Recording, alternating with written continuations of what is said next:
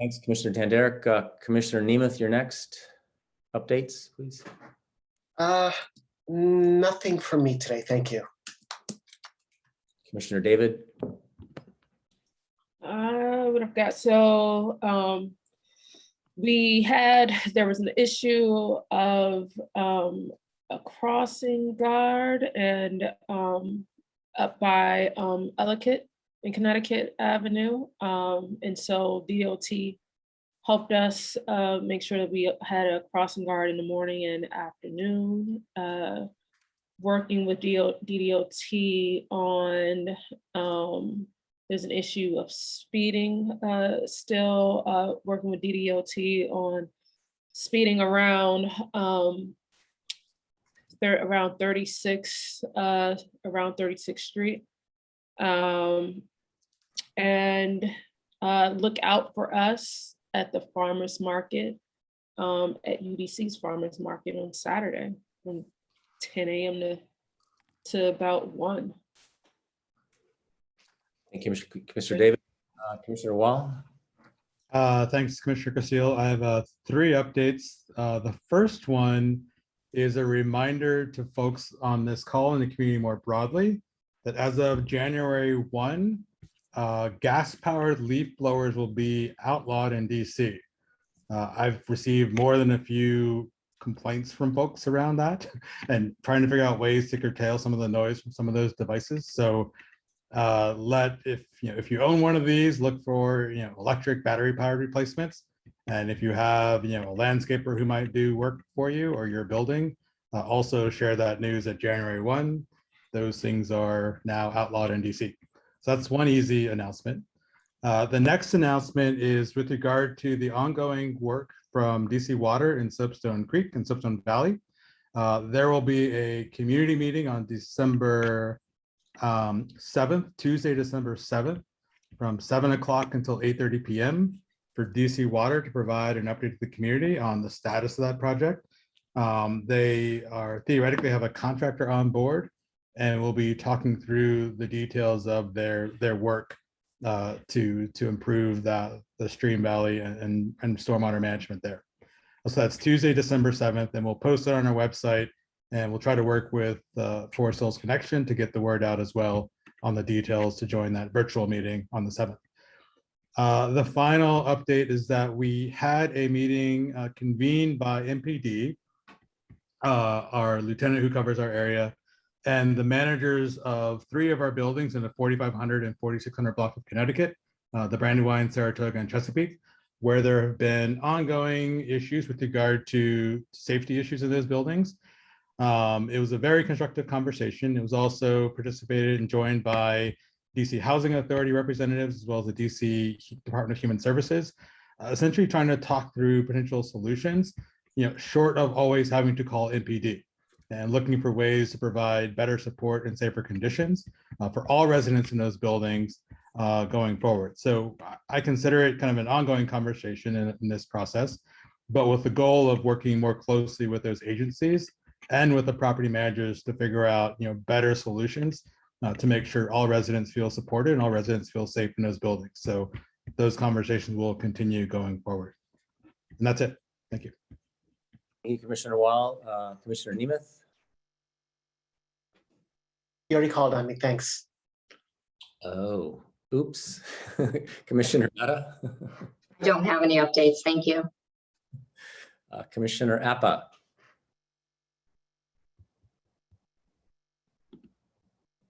Sorry, I was trying to grab you. No major updates for me for this meeting. Thank you. Actually, I take that back. I actually did have I did a wonderful tour at the Levine School, and I was able to meet with the new president there and really understand more about their community. In the next year, they're going to have a new master plan, and so they'll be coming to the ANC asking for our support. So it was really nice to have them as part of it's always nice to have them as part of our community. I've actually never visited the Levine School, so it was really wonderful to meet them. I let them know about the Schools and Universities Committee. So, and I've connected them with Commissioner Tanderek as well as Tavon. They're not part of our traditional schools, but they are a wonderful asset to our community. And so the tour was really great. And I look forward to getting to know them better over the next year or so. So that's the only update that I have. Thank you, Commissioner Napa. And I have one update, actually a couple updates. We're going to have, I know those of you that follow us, we passed a resolution supporting traffic calming measures on Van Ness between Wisconsin and Reno roads. And we're having a meeting with DDOT and MPD this coming Monday at 4 o'clock. So that's all I have. And I think what's left is Treasurer's report, Commissioner Wall. Very quick report on the consent agenda this evening was approval of our fourth quarter report. Not a whole lot of activity, largely, payroll for our support from Rachel, our administrative support for the ANC, as well as disbursement of one of the grants that was previously approved earlier in the year. As of the end of the quarter, our balance of funds is $51,647 in our account. And that is it on the Treasurer's report. Thank you, Commissioner Wall. So next on our agenda, we have action items. And so tonight we've got 3 action items, one involving Wilson School, and then 2 requests for variances and special exceptions. So we're going to do the renaming of Wilson School first, and I'm going to turn the floor over to Commissioner Tanderick. All righty, awesome. So last month I had the chance to speak with members of the Wilson community. So I really want to thank all those that have reached out to me. It was a really sort of revealing process. I think that, I know that when I made the resolution earlier in the year, or I guess last month, I think that it hit the news. So I really, I felt like I want to take a step back, really sort of hear what the community was asking for and make a resolution to sort of support the community in itself. And I think I can share my screen, David. Would that be okay if there's a chance?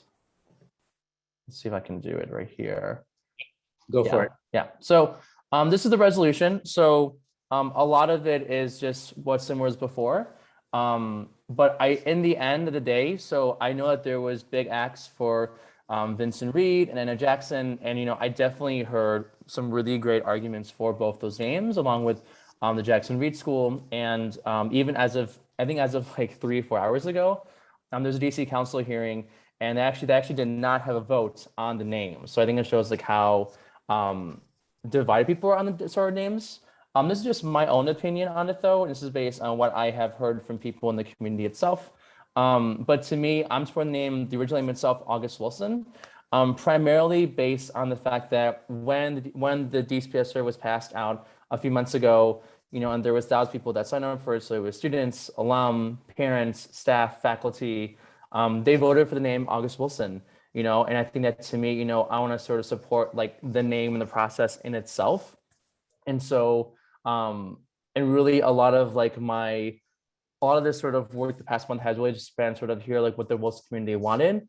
And based on what I've heard, based on what I've read, based on what I've seen, based on surveys passed out, roundtables, council hearings, to me, I was hearing August Wilson as sort of the primary vote. I know that there has been these council roundtables recently for people that have had sort of a wide variety of different answers. Anna Jackson, I think even today, some of the council members were still voting for Anna Jackson over Jackson Reed. So I think it has been a sort of very fluid process. But to me, this was what I'm making a resolution for the name to be August Wilson in itself. So I'm happy to hear any questions people have regarding the resolution. Right, and I see Commissioner Nemeth, you have your hands raised, so we'll. More comment, Commissioner Tanderick, I just noticed a typo, right? Your first therefore, you're not sharing anymore, but right under the therefore, you had Theodore Wilson, not Woodrow Wilson. And so that needs to be corrected. I just changed it. Thank you so much. They're 2 very different people. Yeah, so that was it. Any other questions from commissioners? Any questions from the floor?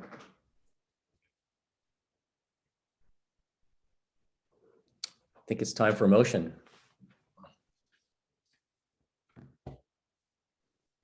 Do I do that, David? Motion to, hopefully I got the language right. Motion to approve the passing of the Wilson High School name change resolution. All right, the motion's made. We have a second. Second, Second by Commissioner Nemeth. Ready for a vote. All in favor, say aye or raise your hand. Aye. aye. Okay, looks like that was, any opposed? Looks like it's 7-0 and no abstention. So thank you, Commissioner Tanderek.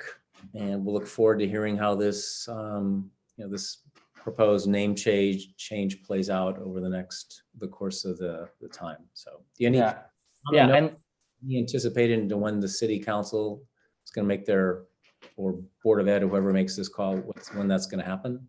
so, I think honestly, it's really up in the air. I know that today there was supposed to be a vote on both the schools. There's actually elementary school, they've actually voted for, they changed the name to, I think, West Elementary School. I could be wrong, I'm not too sure. But with the Wilson High School, they supposed to be announced the day for vote, and they actually did not come for votes. So I mean, I'm not too sure when it's gonna be, to be honest. I think this whole name change has been a situation for everyone involved. And so I think it's just gonna, I think it's really gonna depend on like what the council is listening to. Okay, thank you. So the next two items are zoning matters that allow the ANC to weigh in with the Board of Zoning Adjustment, the BZA.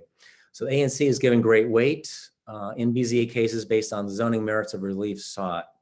Because both items are in SMD 03, Deepa Mehta's, I'm going to turn over the floor to her. And how we'll structure this is we'll have, Deepa, if you want to give an introduction, but we'll have the presentations from the two applicants, not at the same time, but we'll do the first one is the 3100 Ellicott first, and then 3007 Albemarle second. But we'll have a presentation from the applicant, and then we'll have questions from commissioners and neighbors.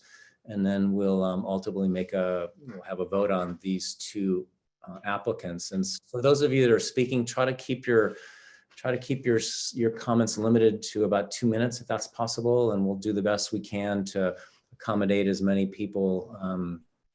We want to hear from neighbors. I know in the 3007 case, we've heard a lot already, but we do want to give people the chance to be heard tonight. So thanks in advance for your cooperation, and Commissioner Mehta, I'll turn it over to you. Thank you, Commissioner Castile. A couple of quick housekeeping things. First is, although the agenda has 3200 Ellicott Street as third, it will actually appear second. And the second item will appear third in terms of how we address them in the meeting. And a minor correction into Commissioner Castile's comments, it's actually 3200 Ellicott Street, not 3100. And then, no, that's fine. But also like to clarify that with respect to the agenda, and I think this is probably a spell check issue or something, the applicants are applying for an exception, not an exemption, as the agenda states. So just to be clear, it's an exception from a code section, not an exemption. So briefly, I'll be super quick. The applicants are Brandon and Stephanie Glyer. They live at 3200 Ellicott Street. It is on a corner lot. The front door of the lot, the front door of the home is on Ellicott Street, and there is side access through a driveway on 32nd Street. The applicants are proposing to construct an auxiliary dwelling unit behind the main house. And it would be a detached unit. And that unit would run parallel to the side yard of the neighbor immediately next to the applicant's home on 32nd Street. So with that, Mr. and Mrs. Glyer, I will turn it over to you to conduct this in the order that you like with you and your colleagues. Great. Commissioner Castile, should I share or will you present? You want, great, 1 second.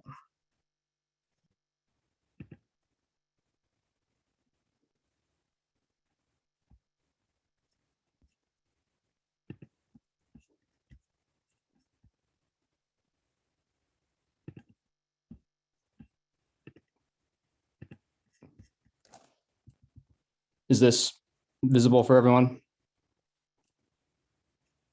Yes, thank you. Great. Yes. Great. Cool. I'll try to go quick. So a little overview of the project. Again, as Commissioner Mehta gave in the intro, we're proposing a two-story ADU. The first floor is a single-story apartment meant for our parents primarily. All four bedrooms in the main house are on the second floor. We're proposing something that allows some long-term stay without the constant use of stairs. And then the second floor is some additional office space to support work from home flexibility, as I'm sure we're all used to over the last 2 years. The footprint on the lot is 515 square feet. To orient you, this is the corner. So we sit at the corner of the Ellicott and 32nd Street. We're proposing putting the structure in the southeast corner. Why here? We thought that it was the least impactful location for the rear yard views of the surrounding neighbors. There's currently nothing sort of on that corner. And so the structure creates a natural privacy for the backyard. And then finally, there's a significant grade difference from the eastern side to the western side of the property. And so the amount of earth that we would have to move in order to do the construction is significantly less, putting it in that location. As I said previously, the structure is designed to facilitate guest access to the main house and shared outdoor space. We're designing for our parents in mind.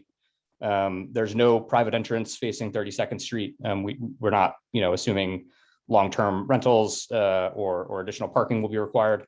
And then on the second floor, we have office space. An overview of our requested relief. The accessory building will be in a required rear yard, sorry, Marty, are you available to brief this better than I can? Sure. Hi, this is Marty Sullivan, I'm zoning counsel for Woody and Stephanie. So we are asking for relief to be able to put an accessory building in a required rear yard. The required rear yard is measured from the rear of a house back towards the rear property line, and it's not measured from the rear property line forward. So about a year ago, Zoning Commission adopted a regulation which had previously applied in the row house districts, applying to accessory buildings, saying that you could not put an accessory building within a required rear yard. The required rear yard is the first 25 feet from the house back. There's a total rear yard of 25 feet, so we couldn't have any structure in there without this relief. Otherwise, the accessory building will meet other development standards. The height's 19.9 feet. The building footprint is 515 square feet. The maximum permitted here is 750. And there's no rear or side setback requirements for accessory buildings. And the overall lot occupancy on the property is 36%, which is under the 40% maximum. So I'll turn it back over to Woody. Great.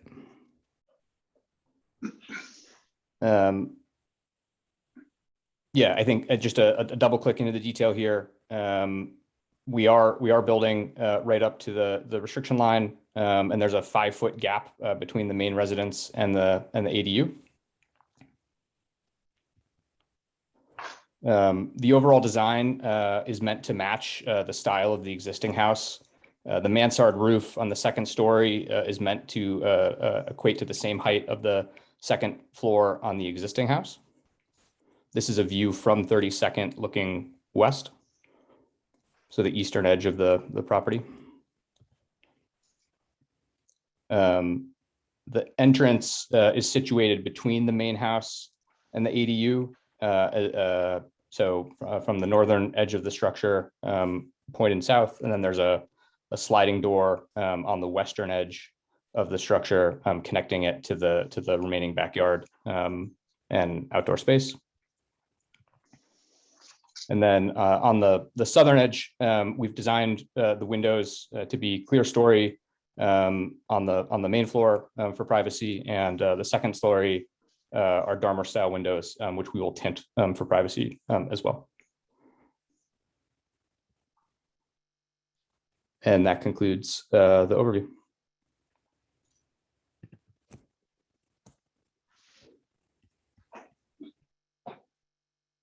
Thank you, Mr.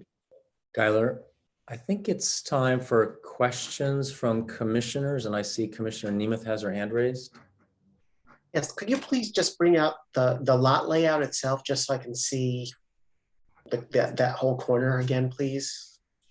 Yeah, of course. 1 second.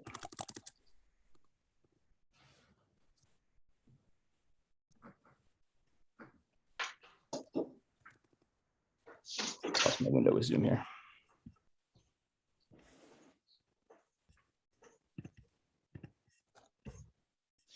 Is it back up? Yes.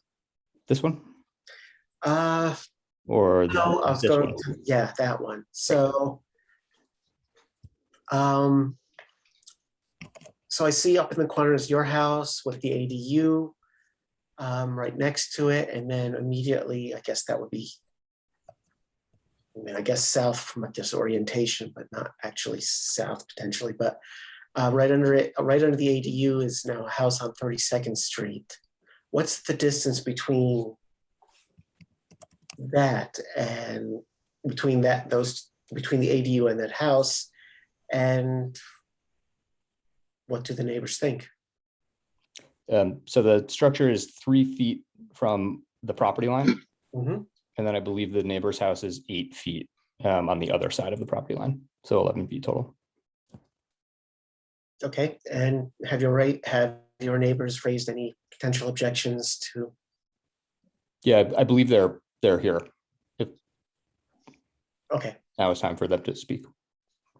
So, right, if there are any other questions from commissioners, I'm happy to I know there's several neighbors that are here, and this is the chance for them to raise questions.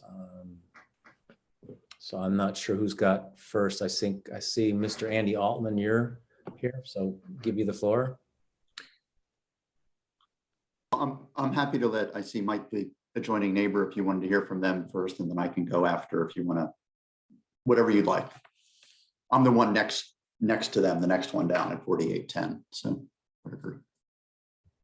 That works for me, David. Do you prefer? Yeah, Mike, I didn't want to.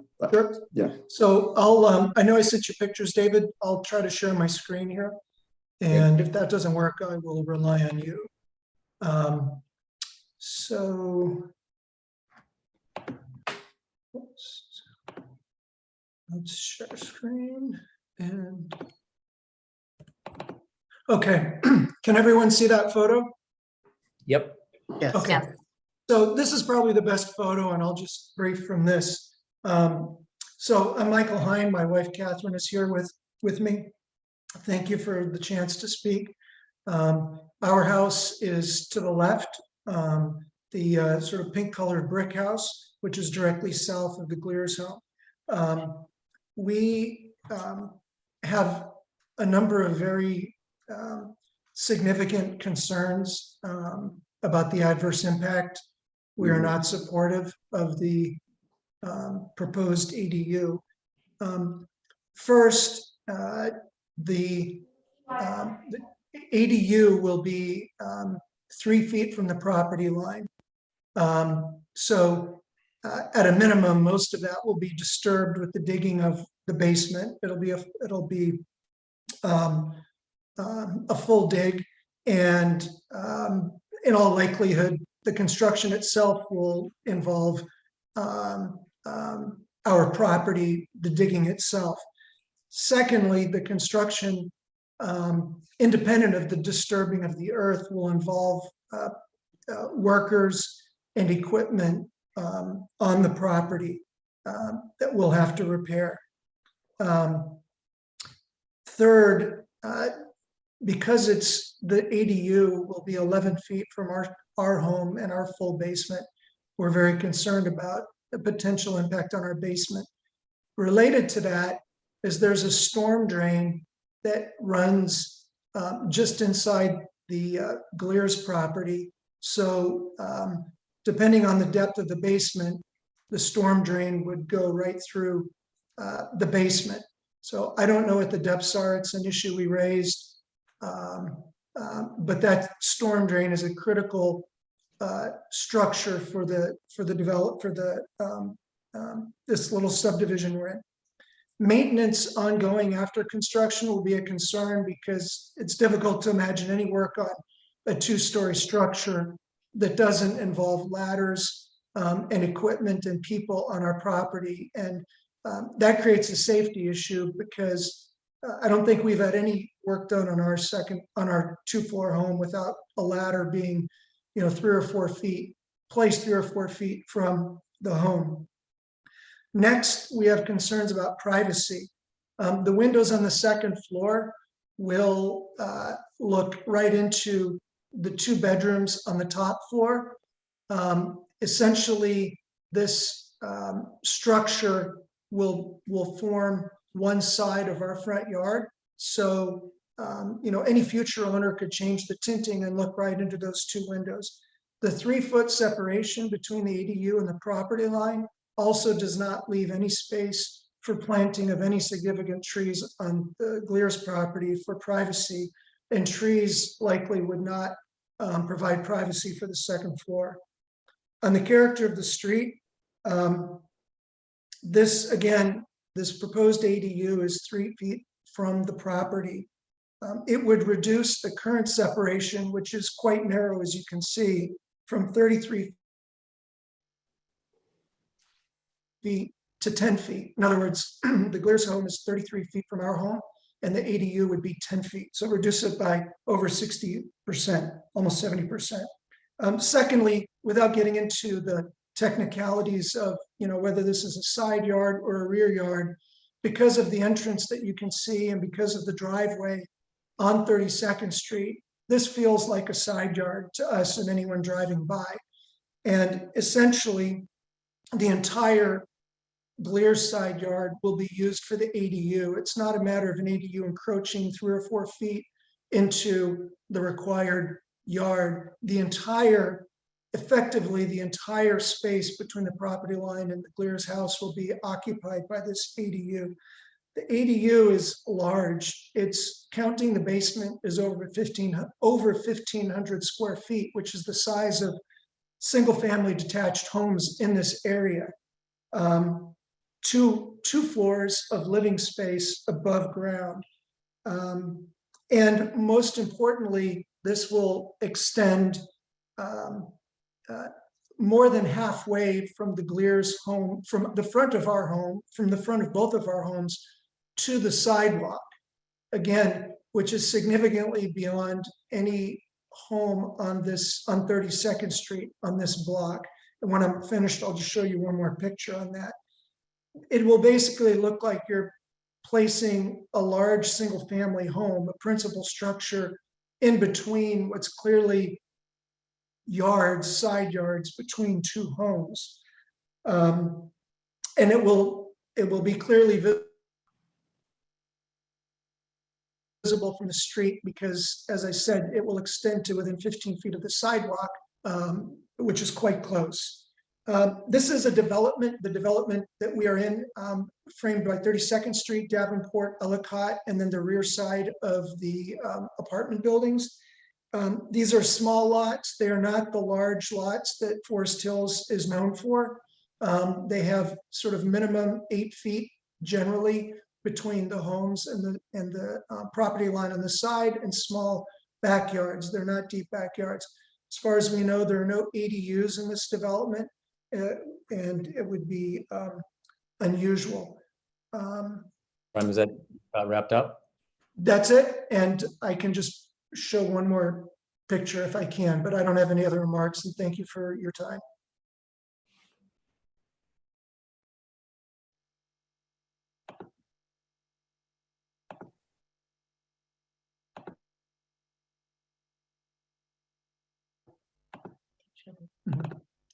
This is just an example. If you were standing in our driveway looking towards the Glears home, roughly speaking, the front of the ADU would be, if you can see my cursor, would be lined up with the right side of the footpath to our front door.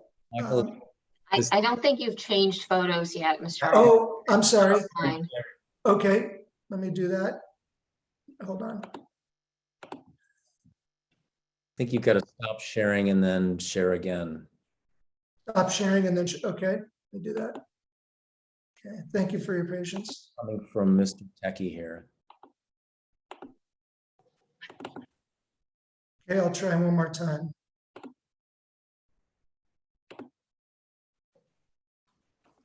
Okay, thank you. So this is a view from our driveway looking towards the Glear home. And roughly speaking, the ADU, can you see my cursor on the screen? Yes. Yes. So the ADU would be roughly lined up with the right side of the footpath, give or take. So basically extend about here, which is, clearly more than half of our front yard, and basically turn a big part of our front yard into what would feel like a courtyard. So you can imagine very easy to look from, one second floor window to the other. So I think that's all I have. Thank you very much. You're welcome, Mr. Hine. I think next, Mr. Altman. Well, thank you. Thank you, commissioners. My I'll name's stop Ann. sharing here. Oh, that's okay. You can leave it up. No, Okay. that's fine. No, it's okay. Hi, thank you, commissioners. My name's Andy Altman. I'm a resident at 4810 32nd Street. So in this photo, I'm the next house down and within 200 feet of the proposed ADU. I'm here both as a concerned neighbor, but also as someone to admit has a long history in land use in the district.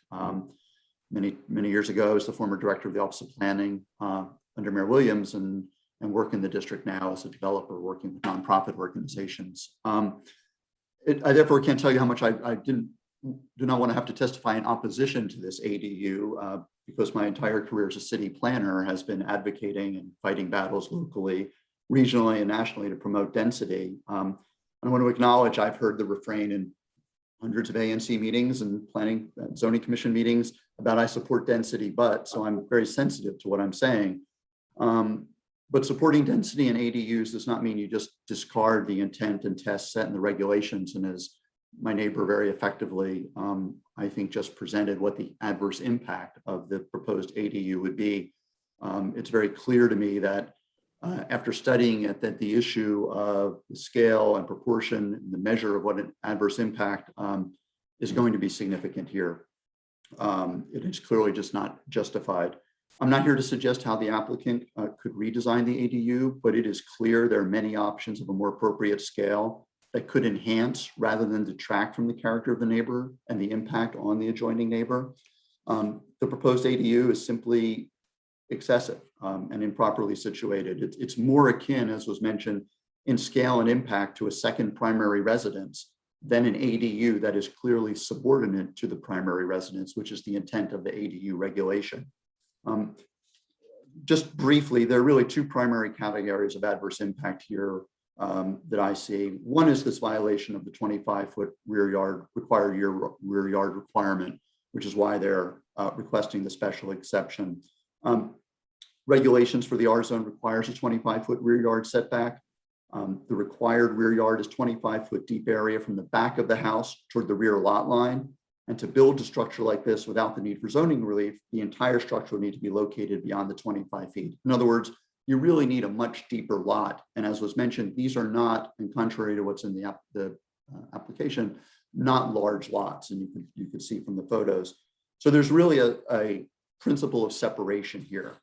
The intent of the regulation is not to take the entire 25-foot rear yard, resulting in no rear yard or any separation between the adjoining neighbor. If any encroachments to be allowed in the required 25-foot rear yard setback, it certainly should not take all this area. That has a clear and significant adverse impact, as was shown. It's simply out of proportion to the context of the neighborhood and to, I believe, the character of the street, and disregards the concept of why there is a required rear yard setback to begin with. At close to 1,000 square feet, not including the basement, which would add additional area. Proposed structures, like, as you can see, it's essentially squeezing an additional house into a lot that has no extra rear yard to spare. And I believe it would loom over the neighboring property at 4812 32nd Street. It is interesting to note, by way of scale comparison, that DCRA recently released a new platform showing a pre-approved 1-bedroom ADU that's between 320 and 416 square feet. And a typical 1-bedroom apartment is less than half of what is proposed. So there's a real question of scale and proportion and what the adverse impact is of building a structure of this size when there's literally no area, as was shown, and taking all the 25-foot rear yard to build this. The second area really is neighborhood impact, and in section 5201.4, when the regulation state proposed addition or accessory structure together with the original building or new principal building as viewed from the street, alley, and other public right-of-way shall not substantially visually intrude upon the character, scale, and pattern of houses along the street or alley frontage. The proposed ADU does substantially intrude on that visual character. And actually, I think that the graphic that they showed doesn't properly represent exactly what that impact would be on the visual character of the neighborhood. But I think this photo very much shows you that there'd be a 2-story structure there that would literally change what the frontage on the street would look like. It's worth noting, sorry, I'll wrap up here, that it is part of a 22-unit subdivision. So there was a consistent design intent of these properties. So it does set an important precedent. So to wrap up, there's really sort of a common sense approach to this too. If you look at what's proposed, it clearly has an inverse impact. It sandwiches a large structure between a garage and a neighbor with no relief at all, basically throwing out the whole notion of why you have a setback. I'm wearing my larger hat as a planner. I worry this actually spurs a backlash to ADUs. I think we should be supportive of ADUs. They're an important policy in the city, but just as pop-ups in other parts of the city can be a good thing, but also can have a detrimental impact if they're not designed properly.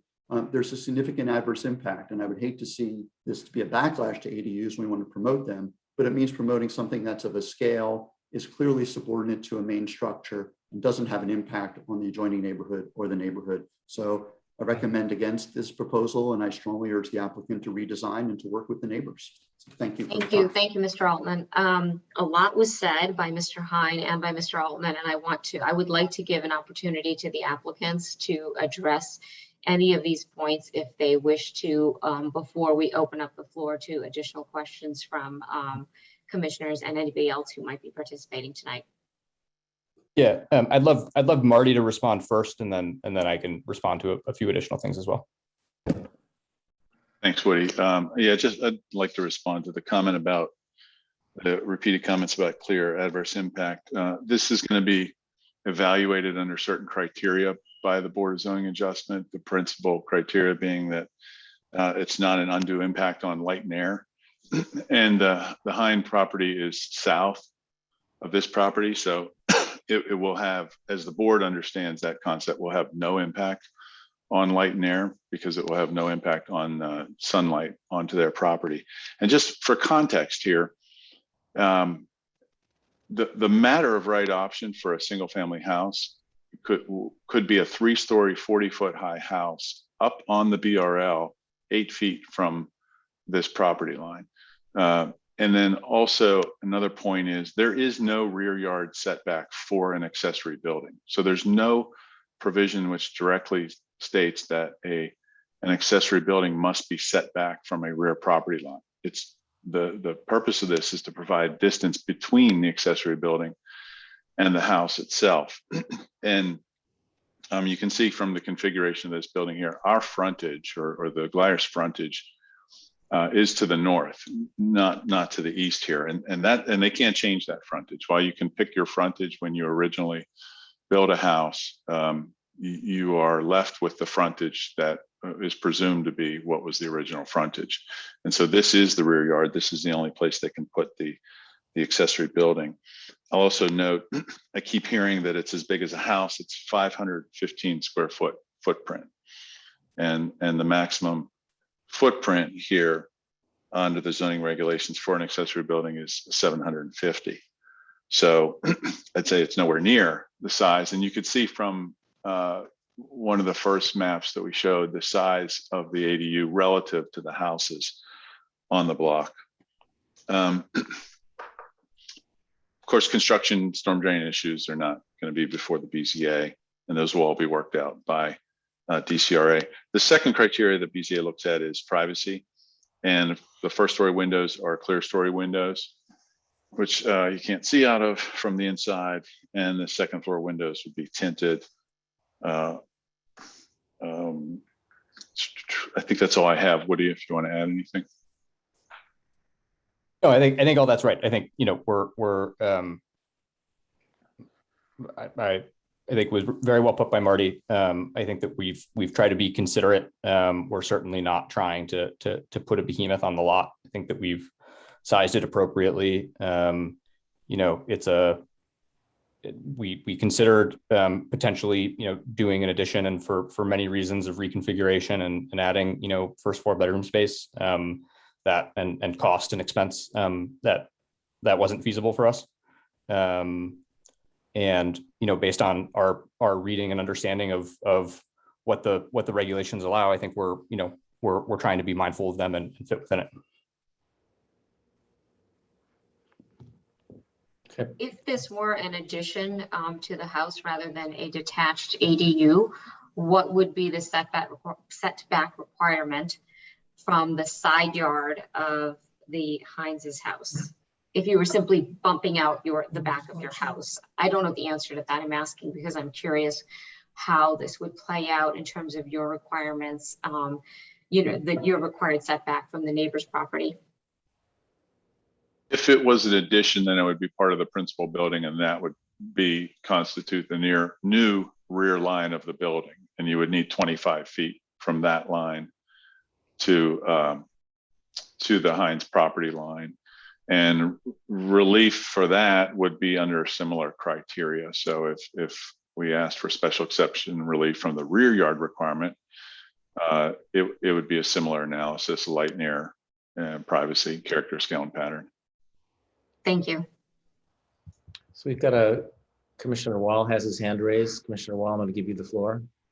Yeah, I think you might have answered part of my question in terms of what other consideration or what other alternatives did you explore in terms of how to fit this space, you know, onto your lot. So I definitely would be curious to learn more about that in terms of what are the other ideas that were tested before landing on this proposed approach. Yeah, of course. I think the primary alternative, as I recently said, was sort of an addition, and I think, you know, the major issue that we were trying to solve was really a first floor bedroom space that alleviated the need for constant up and down of stairs. Given the current configuration of the house, figuring out how to do a bump out first floor that maintained privacy was not feasible from a, you know, cost and construction perspective. So that was sort of the prime reason. And then secondly, given the location, it's hard to tell from this photo, but again, the grade is several feet from the sidewalk side to the rear of the property, and so it's 2 stories and a cellar, and the reason for the cellar is mainly because we wanted to level the structure so that again, it was at the height of the house, which is sort of raised up on the lot from the 32nd Street side as you're looking up. So if I may, Chairman Castillo, can I share my screen? So before I do this, I want to make a disclosure that I am not an architect. I'm an architectural engineer, so I can design a very strong building, but not necessarily a pretty one. But just wanted to show one potential idea. After I did dig through your plans, as another alternate. And essentially, looking at your current garage, you have a fairly low roof that, if you were to do a vertical addition, to essentially make the garage match the rest of the house, by my calculation, you could gain about 1,000 feet on top of your garage and have it tie into the exact look of the rest of the house. And there probably would still need to be some degree of a bump back to actually get down to ground level. That would still require either a lift or elevator. But I would presume that doing this enables you to avoid all sorts of foundation work and all sorts of disruption to any storm sewers or other underground utilities, as well as, reducing some of the impact on adjacent properties and, helping this continue to fit in with the neighborhood. And then, looking again at the front of the house, matching the existing mass of the house, by adding, additional dormers, that match the rest of the space. And again, this would yield you 1,000 square feet, which is a huge, unit that could yield, the work from home space as well as a pretty sizable apartment space. Again, with the notion that still you need a lift or elevator as part of this, but I would assume that that's much less costly than going underground and doing all the utility disruptions. And it also minimizes the footprint in terms of, we're constantly trying to mitigate, stormwater challenges in the neighborhood. So this reduces, the level of footprint disturbance on the site. So just wanted to show this as an idea for your consideration that might be also more economical for you, as well as helping to mitigate some of the impacts that some of the neighbors have raised this evening. Yeah, I mean, that is more or less the alternative that we considered. It was, you could see it in the photo there. So, part of this as well is we've inherited some legacy hardscape that is decaying and falling apart. And so, as part of this project, we are basically doing, rehabilitation and removing some masonry walls that are falling. The cost and safety concerns, we have 2 small children, of putting in a lift or elevator were not something that we were willing to entertain. Again,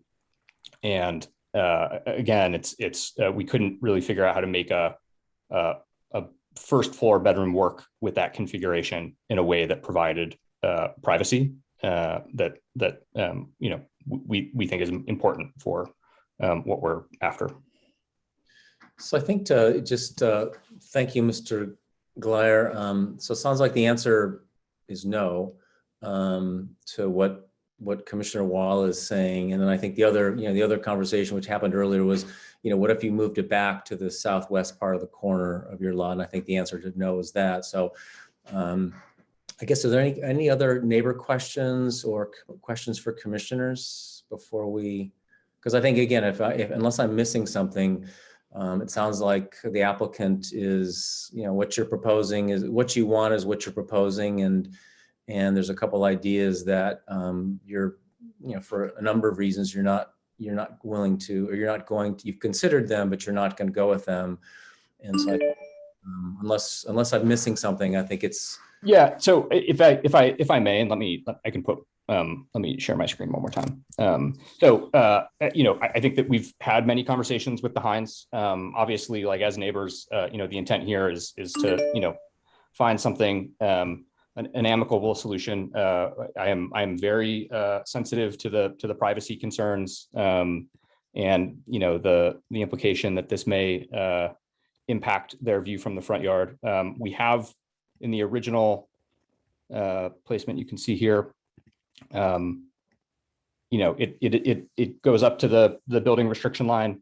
Our primary house here is set slightly back from there. You can see that the Hines property is set back from the building restriction line. The Altman residence just south also juts up a little bit forward. I think that we would be willing to move the structure back about 5 feet. That we think eliminates the sightline concern from the windows and tucks it back and removes sort of that jutting out neighborhood feel concern. We think that's a compromise that we're able to do that we hope is satisfactory to the commission. Yeah, sorry, this is Commissioner Appa. That, if you don't mind bringing Sure. your screen back up again. I think that was my question. Is it possible to, in your design, to move it? Because from what I understand, this ADU is like right against that sight line, and it still sorry, it's difficult to visualize, but let's say the back half of your house, there still seems to be more yard there. Is that still like right next to the ADU? Is it possible to move that back more? Like move it, like you said, you were willing to move it 5 feet. What's the most you could move it back from that sort of sight line? Yeah, so I think right now we're 15 feet from the street. And what we're proposing is we move it, 5 feet back. So it's 20 feet from the street. I think that we looked at that, primarily to avoid the sight lines from the Heinz windows that face forward on 32nd. I know that I have the builder and the architect presence if they want to speak more to that proposal. I'd like to add one more question on top of Commissioner Appa's, and then you can have your builder and your architect, I think, reply to the whole of this. I have had, to be clear, I have had a conversation at the request of the Glyers and their consultants separately from this meeting. I have had a conversation with the Heinzes separately from this meeting and with the Altmans, each at the request of each of those parties. During the conversation with the Glyers, I think I had asked the same exact question. Well, I did ask the same question that Commissioner Appa asked, which is why not tuck this ADU into the southwest corner of your property? And I was given a twofold answer. One is that you wanted to preserve the sight lines from your kitchen and therefore did not want the AD blocking your sight lines. And number two, you have, as is shown by the arrows, an existing slate patio and a walk that you did not want to have to break up and either remove or move, redo someplace else, I guess, on the yard. And I am having a very difficult time understanding why those two considerations merit overriding what is fundamentally, there is sort of a fundamental reason for this 25-foot rear yard setback. And if we are to ignore that or grant an exception, essentially ignore whatever underlying reasons there were when this code was put into effect, I think in 2016, then there has to be some compelling reason. And the reasons that I have heard for the placement of this ADU and for the fact that it takes almost the entire depth of the existing yard are tough for me to get by. So help me understand why this placement of this ADU and the fact that it takes up almost the entire depth of your yard merits an exception from a rule that was designed to avoid exactly this situation.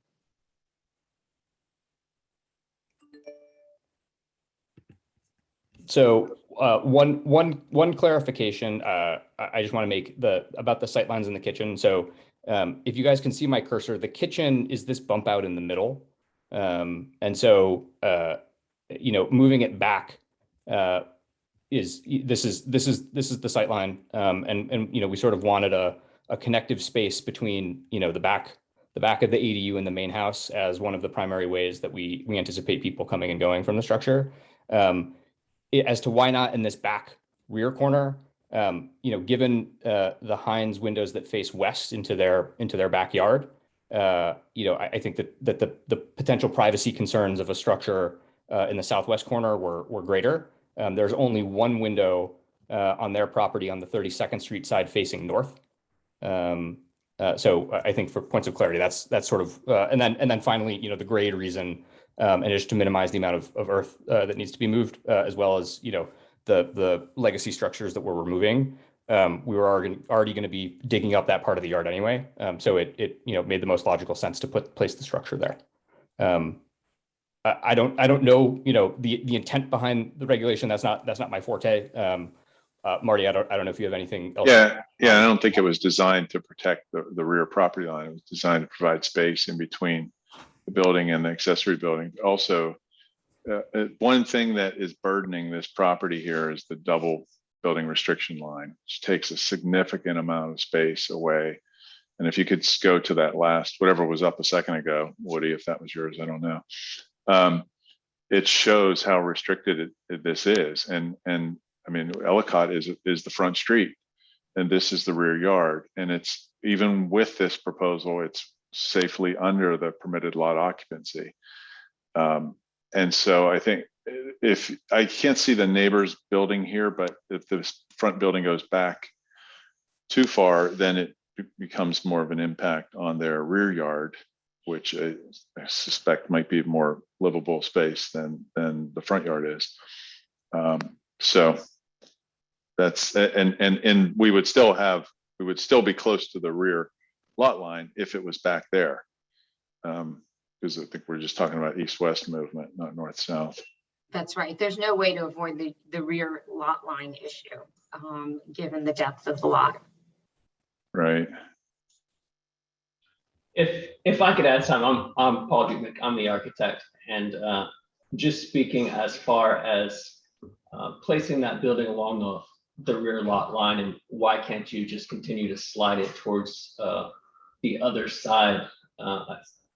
I think what Woody suggested as far as maybe giving them 5 feet might alleviate some of their fears of its frontage on the front of 32nd Street. But the more you slide it into the neighbor's backyard, would appear to be more of a privacy issue for both them and the neighbor on Ellicott Street itself. Chances are they're going to be looking at the building more from inside their building, inside their own home, than standing on their driveway. So moving it towards the other side, it's going to dominate their view looking out the back. And again, I don't know what their priority view would be, but if it were my home, I would rather not have it in the backyard. And if you move it too much further back, the ADU is going to be wholly in the shadow of the house next door. And again, that's not the neighbor's problem, but for placing the ADU, having it completely within the shadow of the house wouldn't be ideal either. So that was the consideration for moving it towards 32nd Street. Not just the view out of the Gliders window, but both the impact on the neighbors and just the shadow footprint from the neighbors. So those are considerations as well. This is Mike Hine. Can I make one point? Of course. We were not given the option of placing this in the backyard. The Glairs filed the application request for exception before they spoke with us, so no one ever asked us what we would think about an alternative placement. So I just wanted. And this is Catherine Hine.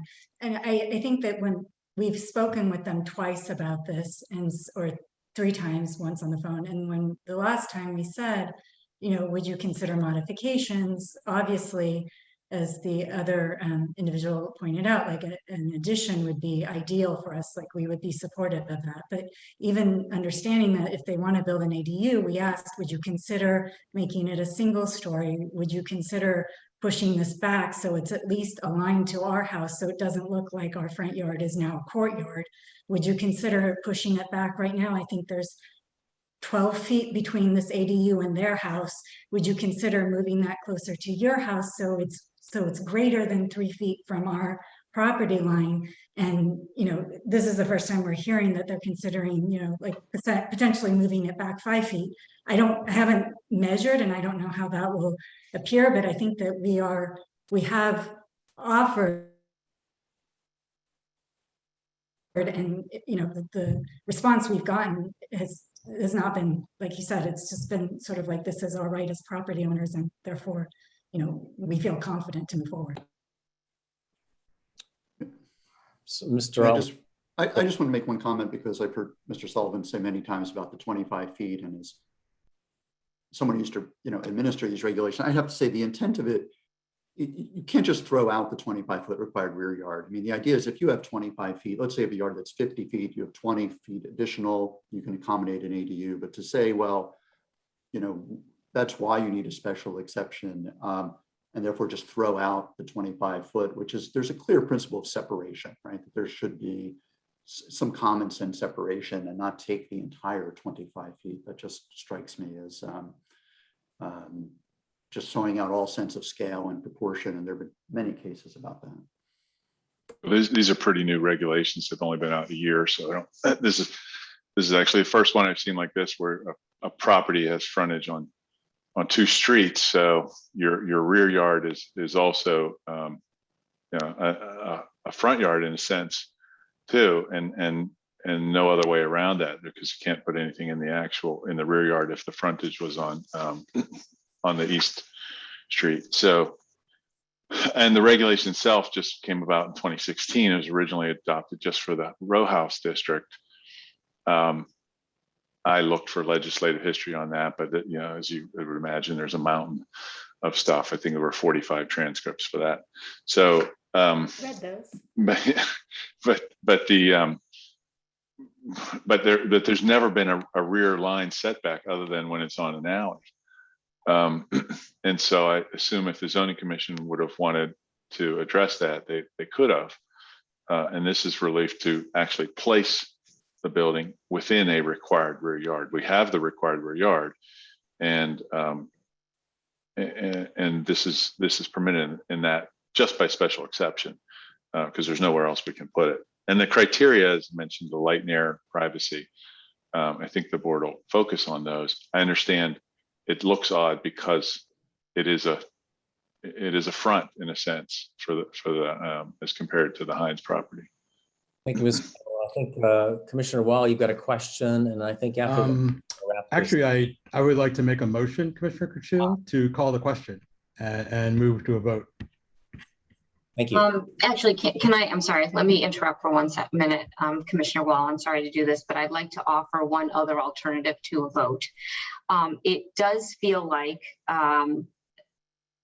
there is, and I don't know what the reason is, whether it's a miscommunication or just some assumptions that weren't necessarily correct or misread from each side. We have two options tonight. We can bring this to a vote, as Commissioner Wall is suggesting, as it appears before us with the variance that's being sought, or the applicants can also have the option to withdraw this from the agenda today and take the opportunity, if they would like, to work with the Heinzes and the Altmans to further their discussions, and then come back to an ANC meeting if a variance is being sought in the future. Otherwise, we can also bring it to a vote as it is tonight, and that is up to the applicants. I will withdraw my request. Sorry, one point that I just want to clarify. As the Heinz have said, we've had several conversations. I believe the conversation started back in September. The location was known to them at that time. It wasn't until late last week, Thursday, where the three requests were made formally. We've spent the time since then studying, and we think that the 5 foot, it's not like that's literally something that we were talking about up until this meeting. So I feel like we have been receptive to feedback. I just wanted to put that out there. I think that our intent is to work with people here, and we've been trying to do that. I don't think this is we're not trying to surprise anyone here. I appreciate that. Thank you, Mr. Byers. So sorry to restate this one more time. Would you like to bring this to a vote tonight at the ANC at this meeting, or would you like to defer this after having additional discussions with the two neighbors that have appeared tonight?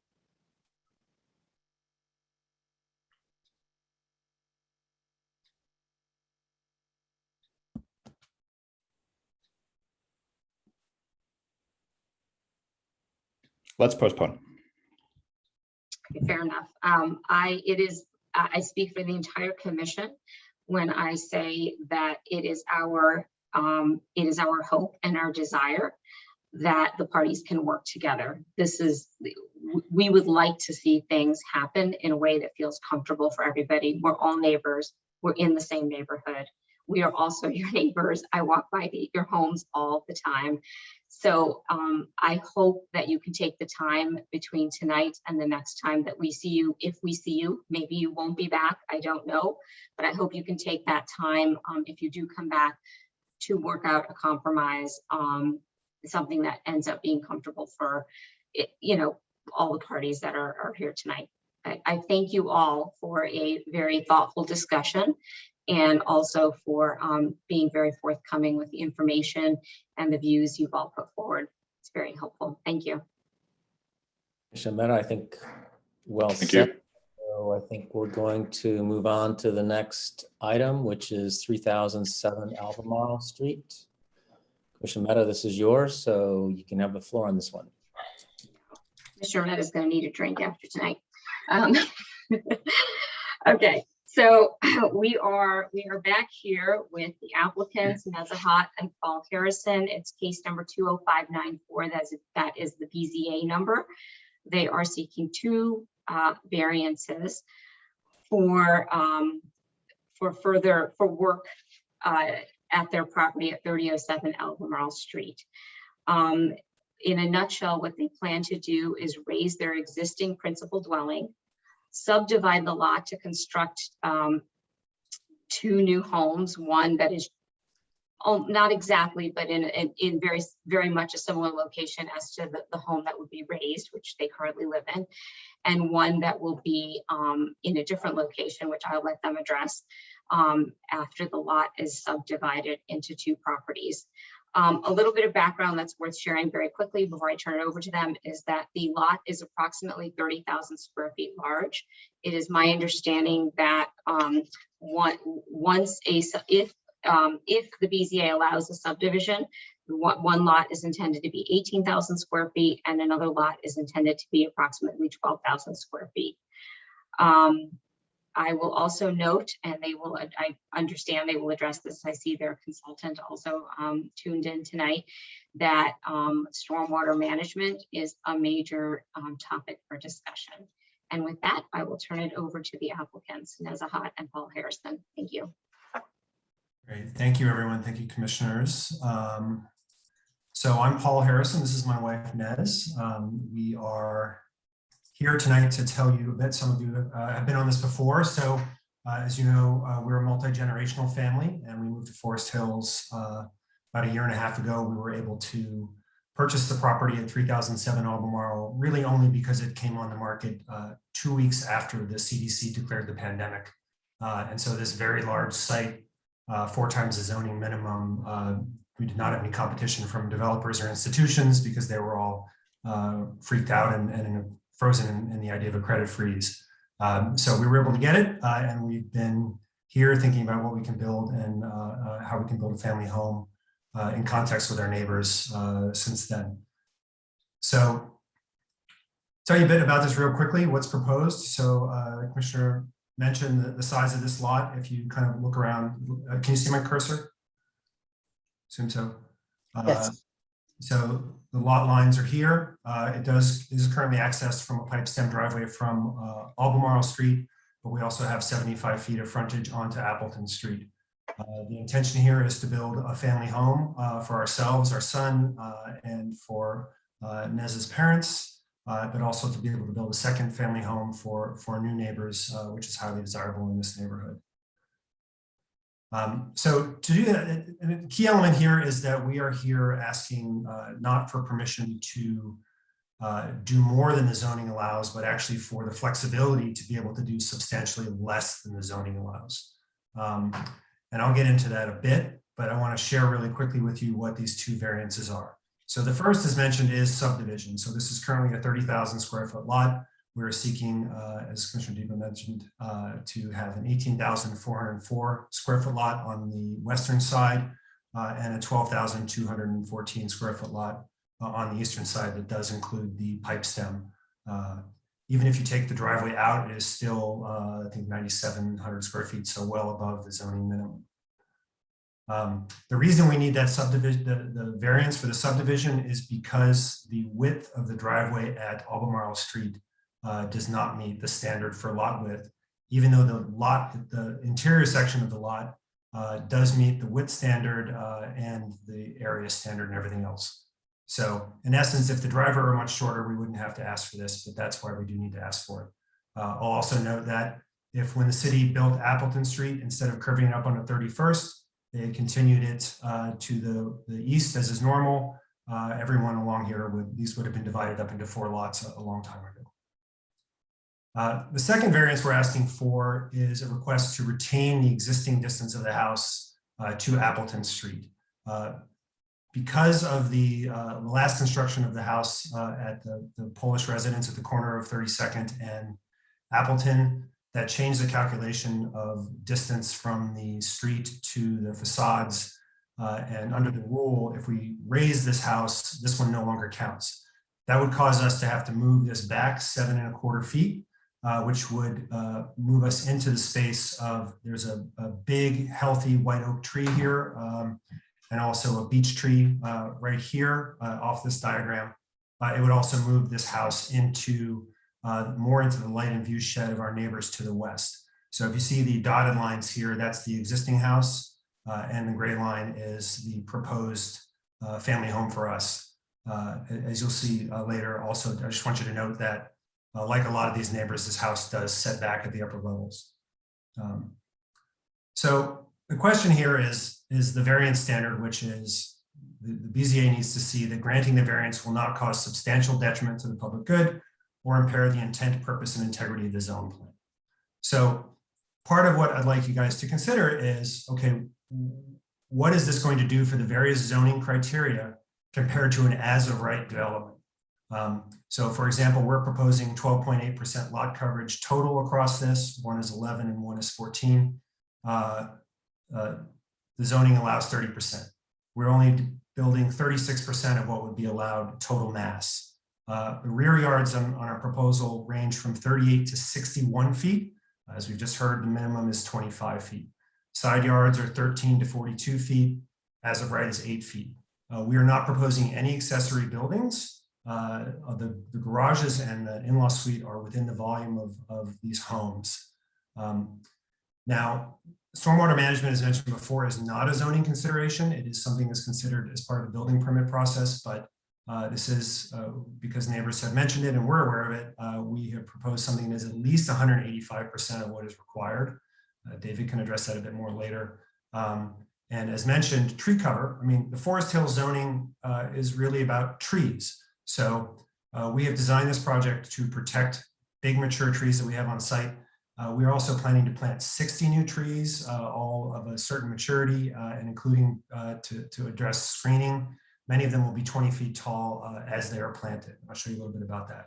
So if a developer came in here, they could build 30%, they could build much larger, they could have much smaller rear yards, side yards, they could do accessory buildings in those in the rear yards, and they would do the minimum on stormwater management. They can actually access stormwater retention credits and do even less on stormwater management. And there's very little requirement for them to do more tree replanting.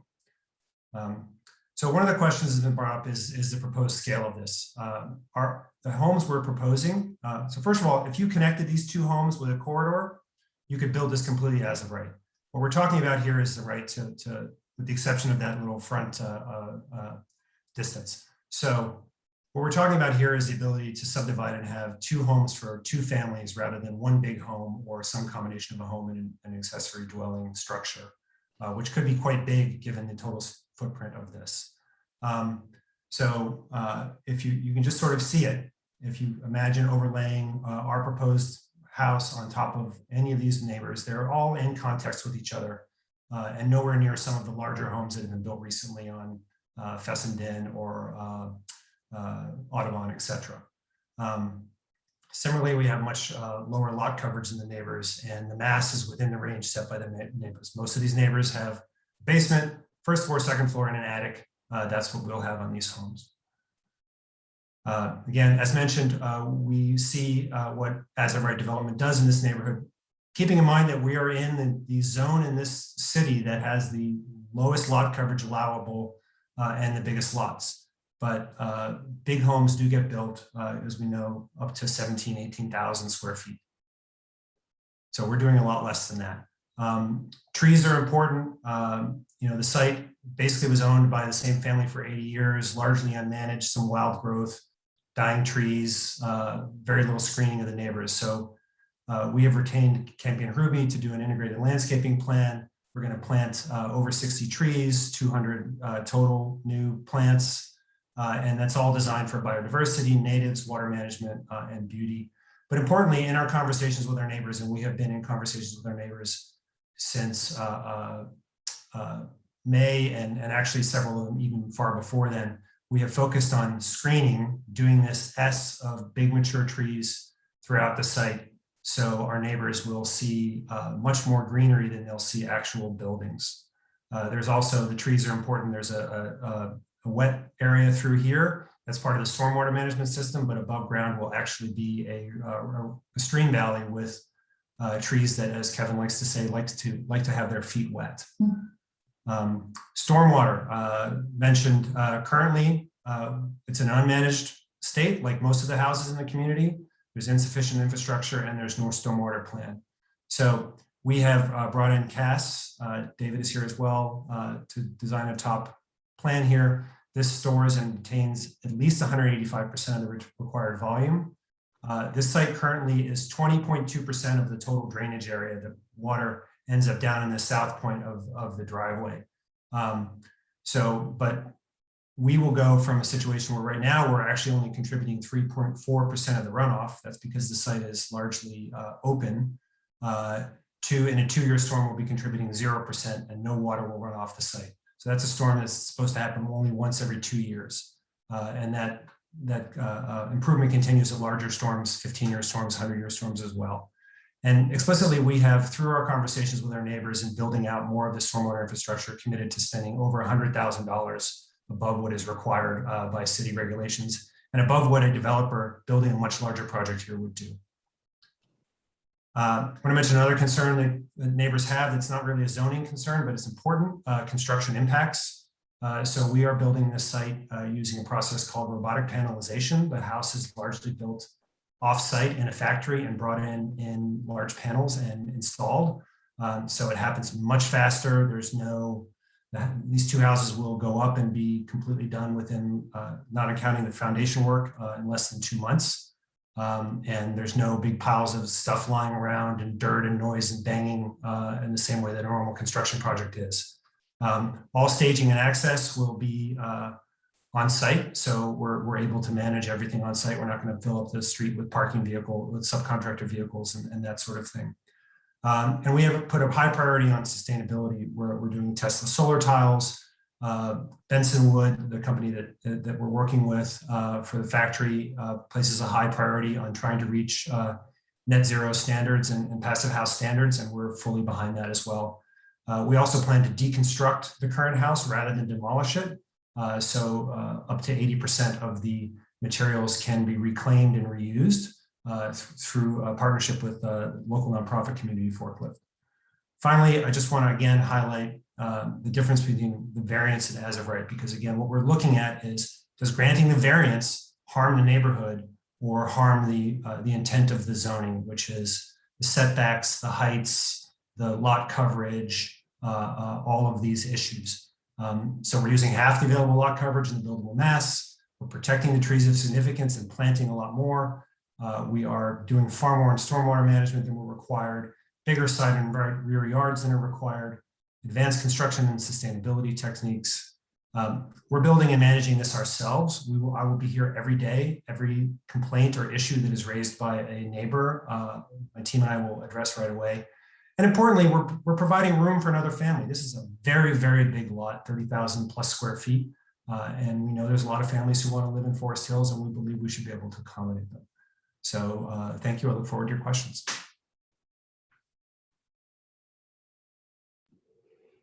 Thank you, Mr. Harrison. I think Commissioner Mehta, what's your next pleasure? You've got comments from neighbors, comments, commissioners.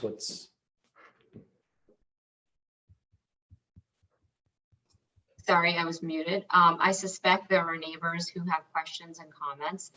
I don't know whether the applicants are making an affirmative presentation. Perhaps we can answer that question, Mr. and Mrs. Harrison, on the stormwater management, or is that something you intend to address as questions around that come up, as I know they will?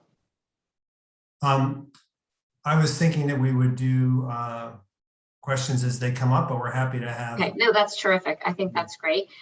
Let me please start with my fellow commissioners first to ask if there are questions or concerns to be raised at this stage before we turn to the other attendees.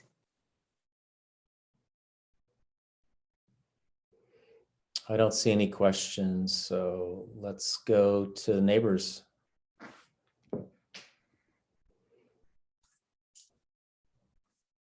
Can you just raise your hand? I see a question from Emily. And again, let's try to keep the questions relatively short if that's possible. Thanks. Hi, good evening. I'm Mary Lee. I live beside the lane that serves 3007 Albemarle.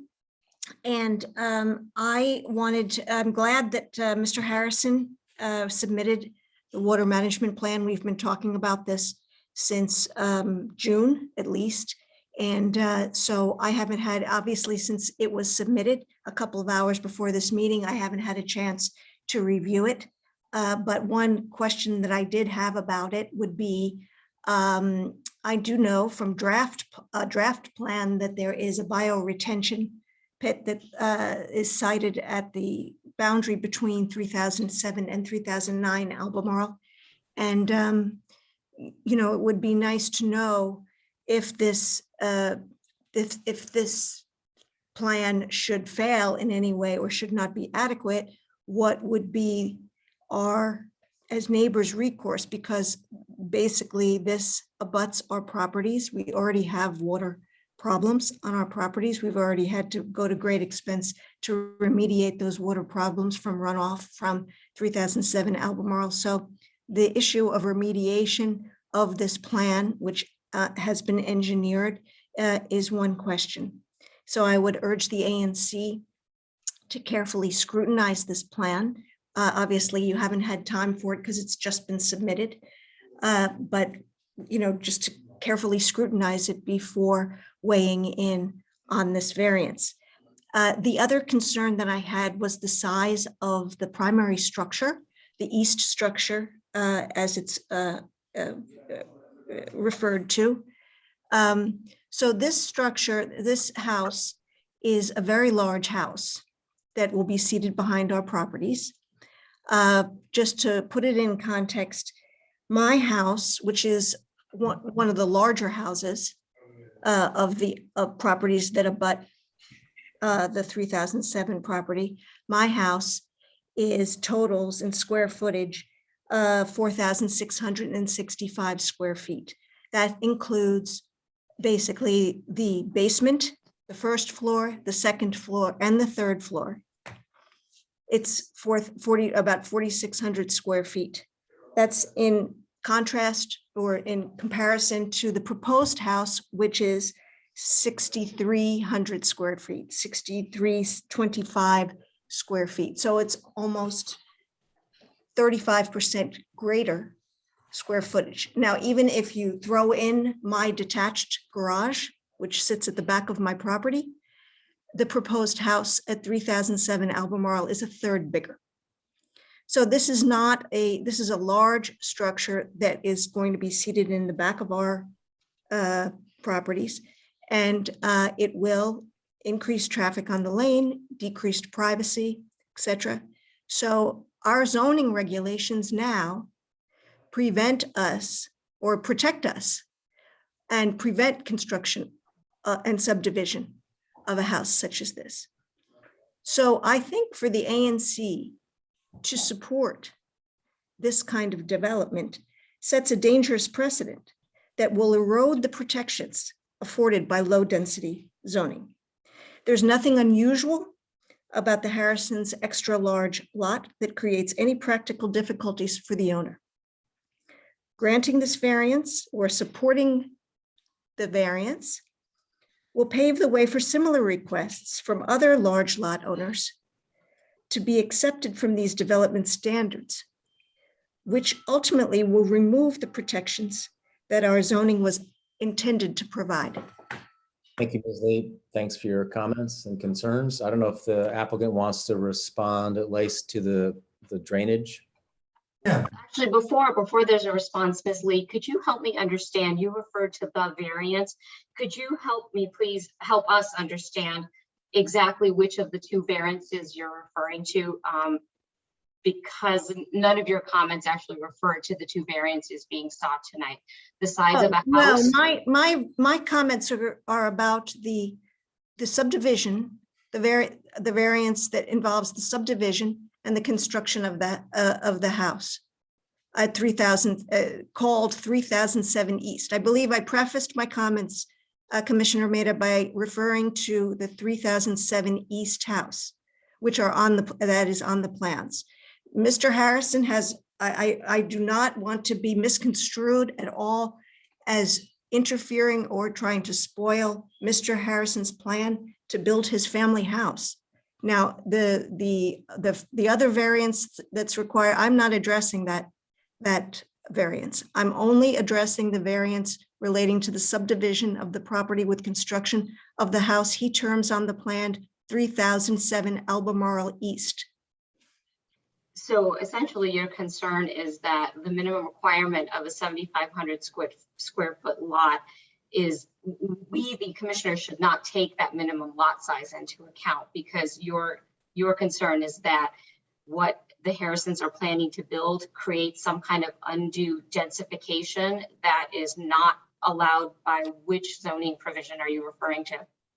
I'm saying that the house that he plans to construct is a large house, which is not in scale with the houses on the abutting properties. So unfortunately, the ANC, or maybe perhaps fortunately, the ANC does not have authority and does not have jurisdiction to judge the size of a house that is buildable on a lot. The DCRA will take that up if and when the Harrisons apply for a building permit. That is not within the purview of the ANC. So thank you both. Can I hit these points real quick? Let me hit this point real quickly, if I may, and then I'd love to have David talk a little bit about how the water plan works. So just real quickly. So first of all, Mary and Martin, thank you again for your comments, and you know, we want this to be a project that is an amenity to the community, and when we look at it from the Albemarle side, right now these families, Ms. Hernandez and Ms. Lee and Mr. Martin, share a driveway with us. We own it, but they have right of way to drive up and down, and their garage is off of it. So right now they share a driveway with a single family home. And in the future, they will, if we're granted what we want, they will share a driveway with a single family home. No changes in intensity that way. I just want to note that the property we're proposing, the eastern house, has a lot coverage of 14.5%, which is less than all of our surrounding neighbors on the south and the west. So if you just kind of look at this house here, that's the footprint, and imagine it being on top of any of these, including some of them that are substantially larger. The scale shows as quite contextual with what's around them.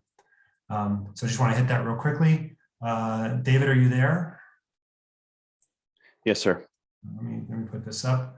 Do you mind just sort of sharing how this system works, our obligations to maintain it, and how the city reviews this as part of the building permit process to make sure that it actually does what it's supposed to do? Sure. So I think process is probably a good place to start. So we prepare a formal plan set, one of the pages you're looking at here, with supporting calculations, details, construction diagram sequences, and all of those documents. It's submitted to the District Department of the Environment, DOEE. It's also submitted to DCRA for extensive technical review. They'll review it, they'll provide comments, they'll verify our calculations, they will comb through it closely. They are a robust organization, and they look at these very closely.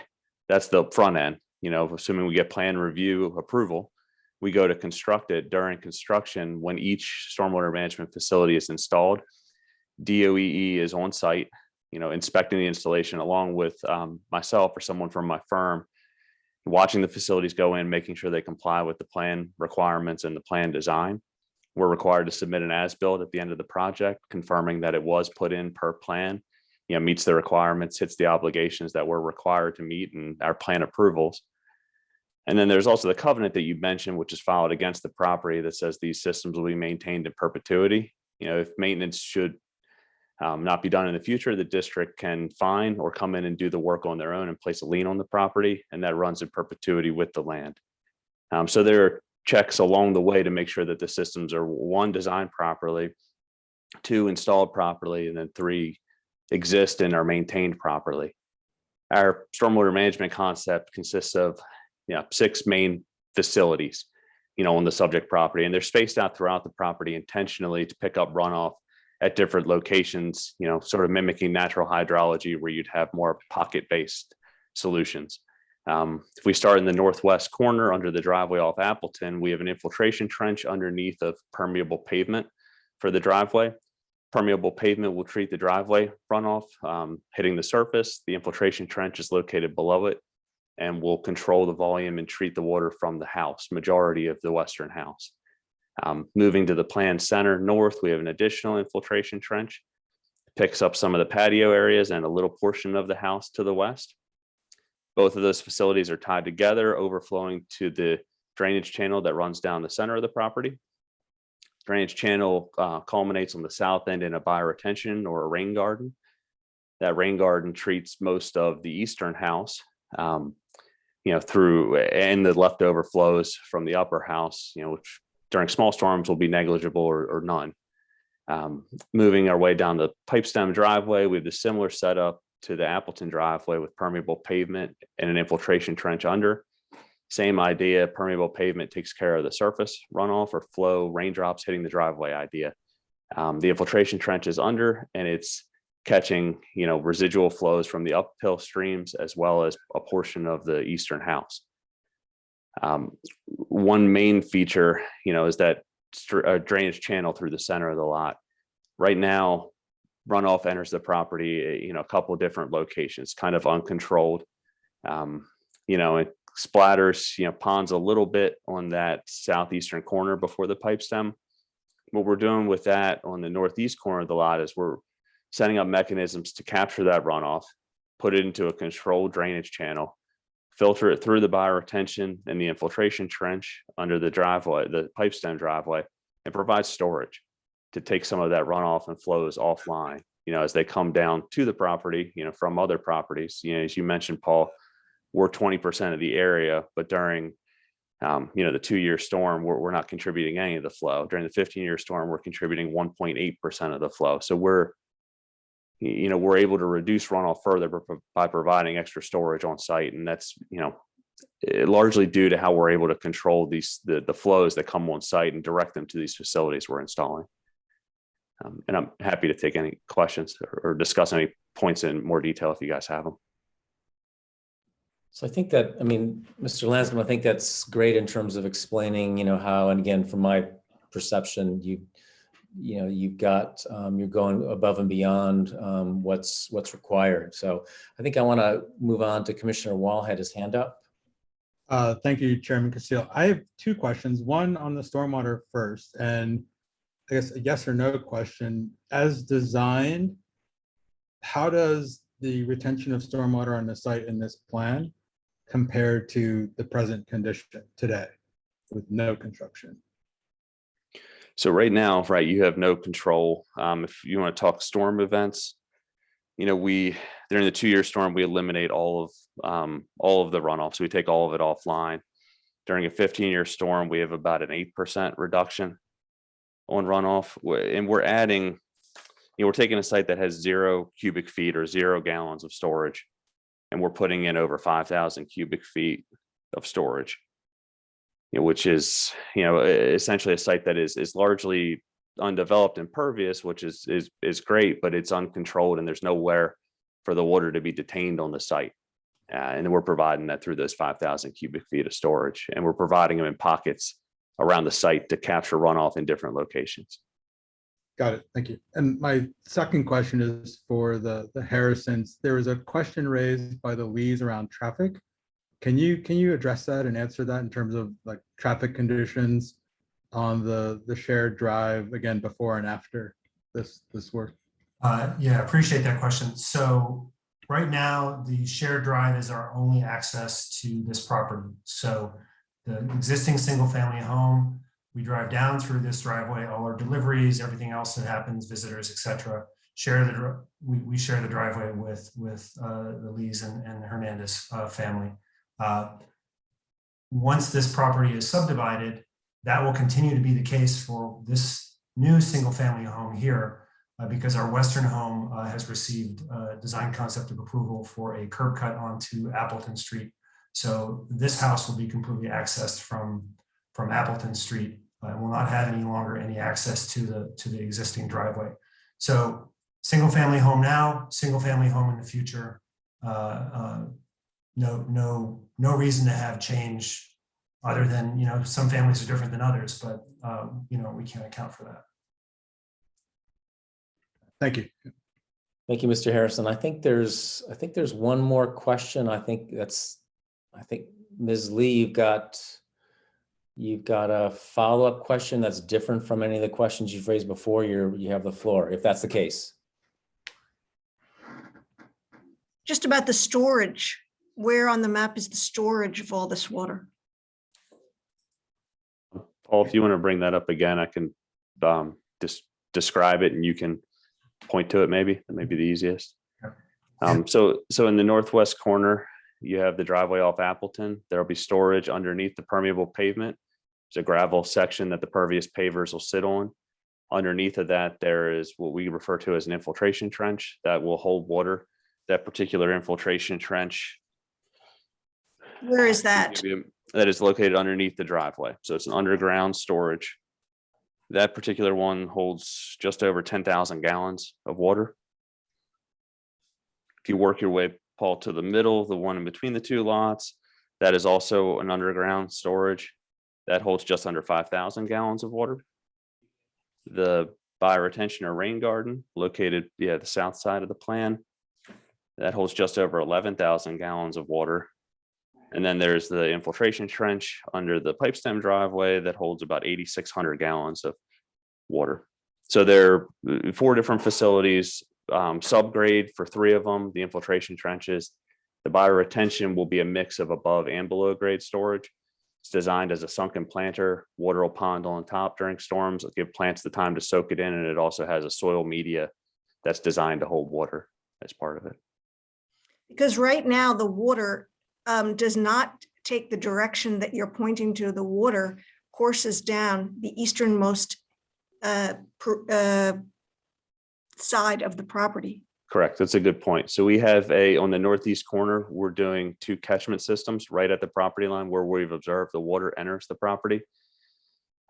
To direct it to this drainage swale, to direct it to where we're able to do plantings and slow the water down, and also control that it goes to that bioretention that we're talking about.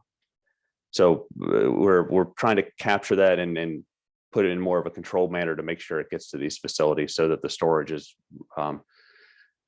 understood or incorporated. You're right. If it just continued going down the east side, impacts would be more difficult to discern. Well, that's where it goes. So what you're saying is, why didn't you put a bioretention pit up at the top there on the northeastern side of the property? With the northeastern side, we're limited to how much water we can get from our particular site to it.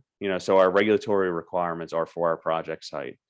So we want to have these stormwater facilities in a manner where we can utilize them for our stormwater requirements.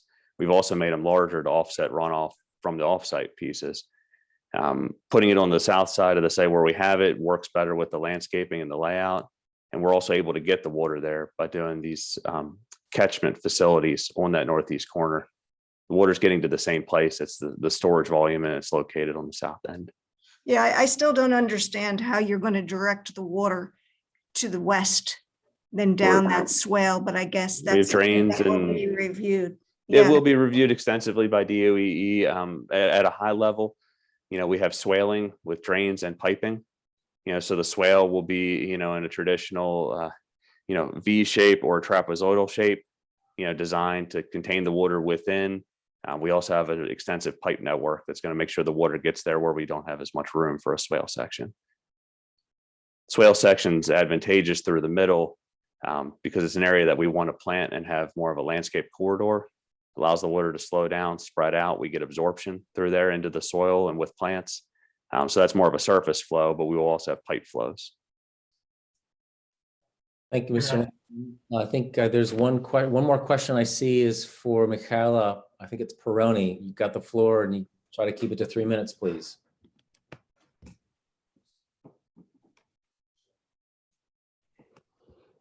You have to unmute yourself first.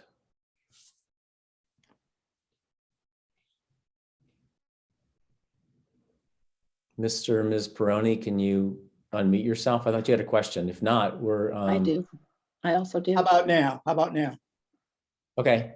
Yeah, And then I just want to align myself entirely with the comments of Dr. Lee. And also I want to indicate that I do also feel that she was unfairly treated. And I am concerned because I am not sure what the role of the citizen is as this commission engages in its thinking. But I do want to make it clear, I'll say it again. Well, I oppose the project, but I also want to make it clear that I am aligning myself with Dr. Lee's comment, and I do not feel that she was adequately treated as a citizen.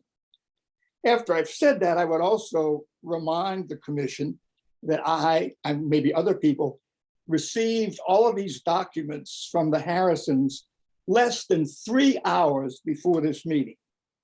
And we are discussing all kinds of nuances and things as though they existed. The part that I did read indicates that CAS itself has a disclaimer at the end of it, which is to say, oh, well, you know, this could change.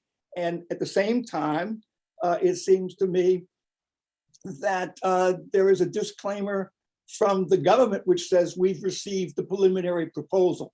My point is that we have to be careful as citizens to respond to what is real. So I say all of that to underscore my opposition. I live with my wife in a property that is immediately, as in 13 feet, adjacent to the Harrisons' property. I am very clear that the value of my property will be negatively affected by this house building. And I don't think there's any real question about that. I am opposed, as I said, to the project precisely for the reasons that the house is too large. Now, I'm not gearing any of this to the regulations and those sorts of things, so forgive me for that, but the house is simply too large for the land and for the community in which I have lived for some 30 years. So I would ask the commission to be aware of this. Thank If you. the commission decides, I'm done. If the commission decides to grant this variance, it is making a decision about the kind of community in which we live. We will no longer live in quite the same Forest Hills. And I want to make it sure that that's a part of the consideration, one of the values that the commission considers. It's a real decision. It's a decision about our community and who we are as a community. And this house and the increased traffic and the fact that we suffer from the water, there's no real creditable plan for that. So I know I've gone on, but part of my problem is that I was so offended by the treatment that Mary got. So I'm trying to be clear in saying that I do oppose it, and I oppose it because I think the house is too large, and my concern is that it will negatively impact the property in which I live. And I just think that the commission at best should just take a deep breath and wait, and let's see what some other things are and give the citizens a chance to be more informed about the proposal that we got 3 hours before this meeting. Thank you, Mr. Brown. So just to be clear, the ANC does not make the decision on whether or not to grant the variance. That's for the BZA to make. We are simply weighing in on what we've, based on the zoning and based on what the applicants are asking for and based on the feedback we're getting from neighbors, that's simply what we're weighing in for. We don't have the power to grant this variance. That's the BZA's power. No, I understand that, but your position on the variance, quote, carries great weight. And what I'm addressing is exactly that I think I don't know what you do with it, but I do think that it carries great weight by statute. And therefore, I would like to be sure that whatever the commission does is done thoughtfully, or as thoughtfully as I can help the commission do it. I'm not doubting the integrity of the commission, but I'm saying that I do not think this house in that place is appropriate for this community. I appreciate your feedback, Mr. Perone. I think we have another, Ms. Hernandez, you've got your hand raised. You've got the floor. Thank you. Great, thank you so much. Over the past few months, we've had the opportunity to reflect on the significance of the changes that would affect not just the adjacent neighbors, but the entire character of the Forest Hills community. The ANC's approval of the granting of 2 variances, or the great weight as I understand, but to the Board of Zoning adjustment would set a substandard exemplar for similar requests, which will ultimately erode the protections of low density residential zoning communities, namely our own. Zoning regulations have evolved to be consistent with the character of stability and land value of a given zone. The Harrison's development proposal for 3007 Albemarle seeks to build a large second home amid several homes where it shouldn't be according to zoning criterion, thus the request for a variance. Increased density and overcrowding of land are incompatible with the existing neighborhood and its aforementioned stability. Similarly, if another developer were to purchase this lot, they too are subject to the same standards and scrutiny as set forth by the district's zoning board, wherein they need to comply and satisfy all zoning requirements as legislated by other inclusive governing bodies such as DCRA and DOEE. If the property use is to change, such as erecting another home, they too would go through a zoning hearing. So if a builder is bound by the same zoning laws as a homeowner, if he is within the zoning rules regarding setbacks, height, stormwater, landscape, et cetera, he or she can proceed. And if a builder wants relief from any of those requirements, that's when he would apply to the city for such relief, and it will create an opportunity as well for the neighbors to get involved. The proposed second house will be much taller than mine, and I fear still exacerbate water problems, which the Harrisons are now trying to address in order to go through with the approval of the subdivision and second home. The property, and we talk about it a lot, has a long-standing history of water issues, including flooding and sending stormwater runoff onto Albemarle, creating hazardous conditions, particularly in winter when ice forms. I'm not going to go into the stormwater management more, just I know that there's a plan and no one at the table has had a chance to review it. Regardless, if the development were to be 1 or 2 homes, the stormwater management is applicable and would need to be addressed. While they could rebuild their current property as a matter of right, it would not allow for the subdivision of this lot, nor driveway access via Appleton Street. They would have to maintain the utilization of their current entrance on Albemarle. Furthermore, it's important to know that their right would not allow for the subdivision and construction of a second home, the same with anybody else that would to purchase that property.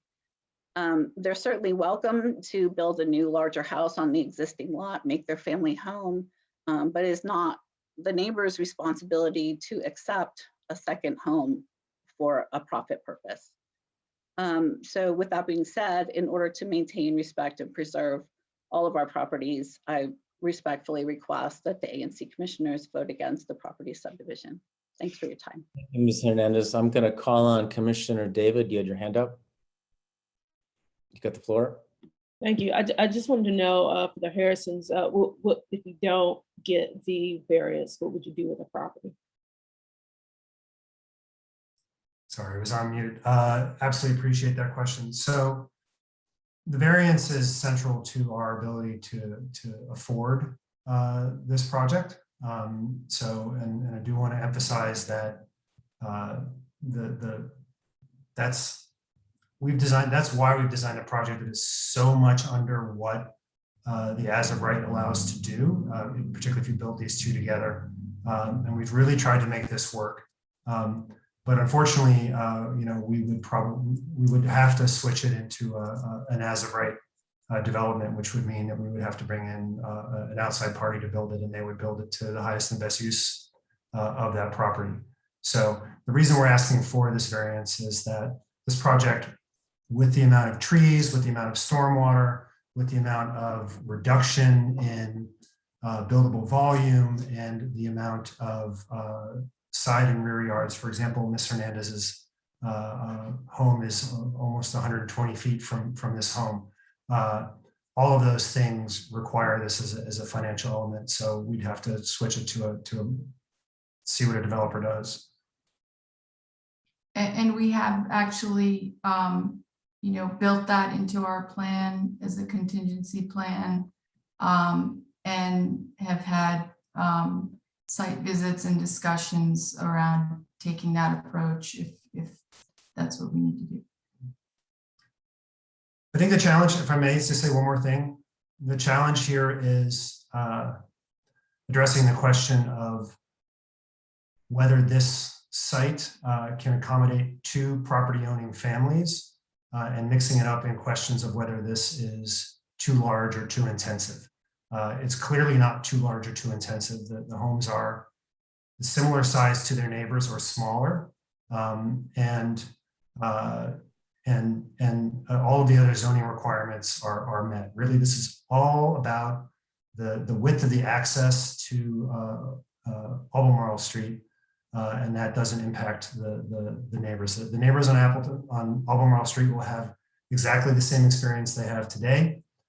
If I may show one more time, I appreciate everyone's time for this, but I think it's useful to consider the experience of these homes along Albemarle Street and what would have happened if the city had, like is normal, continued Appleton through. They would have homes behind them. Many of these properties are Jack spoke earlier, appreciate the perspective. This property is 65 feet wide. Mr. Hernandez is 50 feet wide. To have 75-foot wide homes on fully compliant lots behind here would be completely normal, except for this weird trick of fate that the city did not continue this street through up here.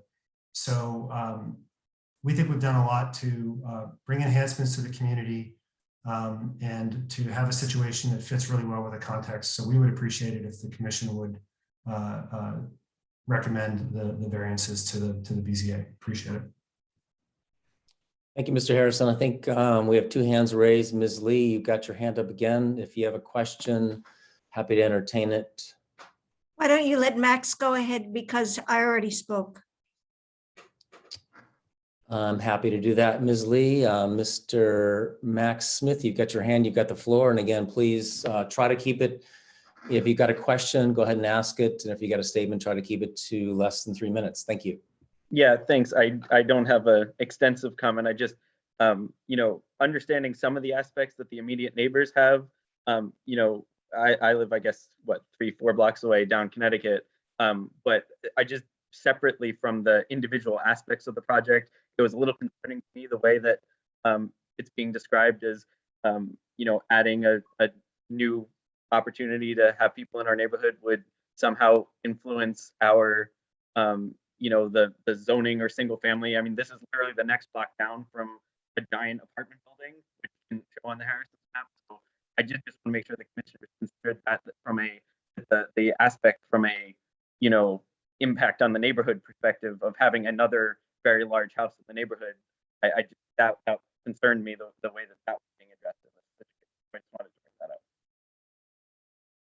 Thanks, Mr. Smith. Ms. Lee, you have a question? You got the floor. No, I just wanted to respond and say that a developer, the Harrisons have adverted both in writing multiple letters and in his missive tonight about what would happen if a developer came in. And a developer, as Ms. Hernandez said, would be subject to the same scrutiny. So basically, I really don't think that that is a proper argument for this issue. So, and also, I just want to say that this house, planned house, is not in scale with the houses around. I already went through the numbers. My house versus the planned house. My house is one of the largest houses abutting his property.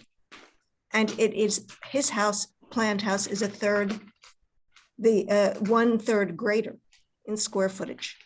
So Mr. Harrison sent around, in response to just some information about the size of this house, Mr. Harrison sent around a very complex analysis of all the houses.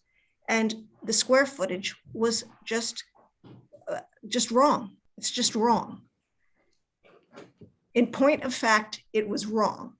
So I just want to correct inaccuracy and make the statement that the house is planned house is a third larger than my house, which is the largest house that abuts the Harrison's property in terms of footprint. And that includes my detached garage. Thanks, Ms. Lee. Made that point. All right, I think we're ready to move this on. Commissioner Mehta, would you like to close this out for us, please? Thank you. Well, okay, so a lot was said tonight.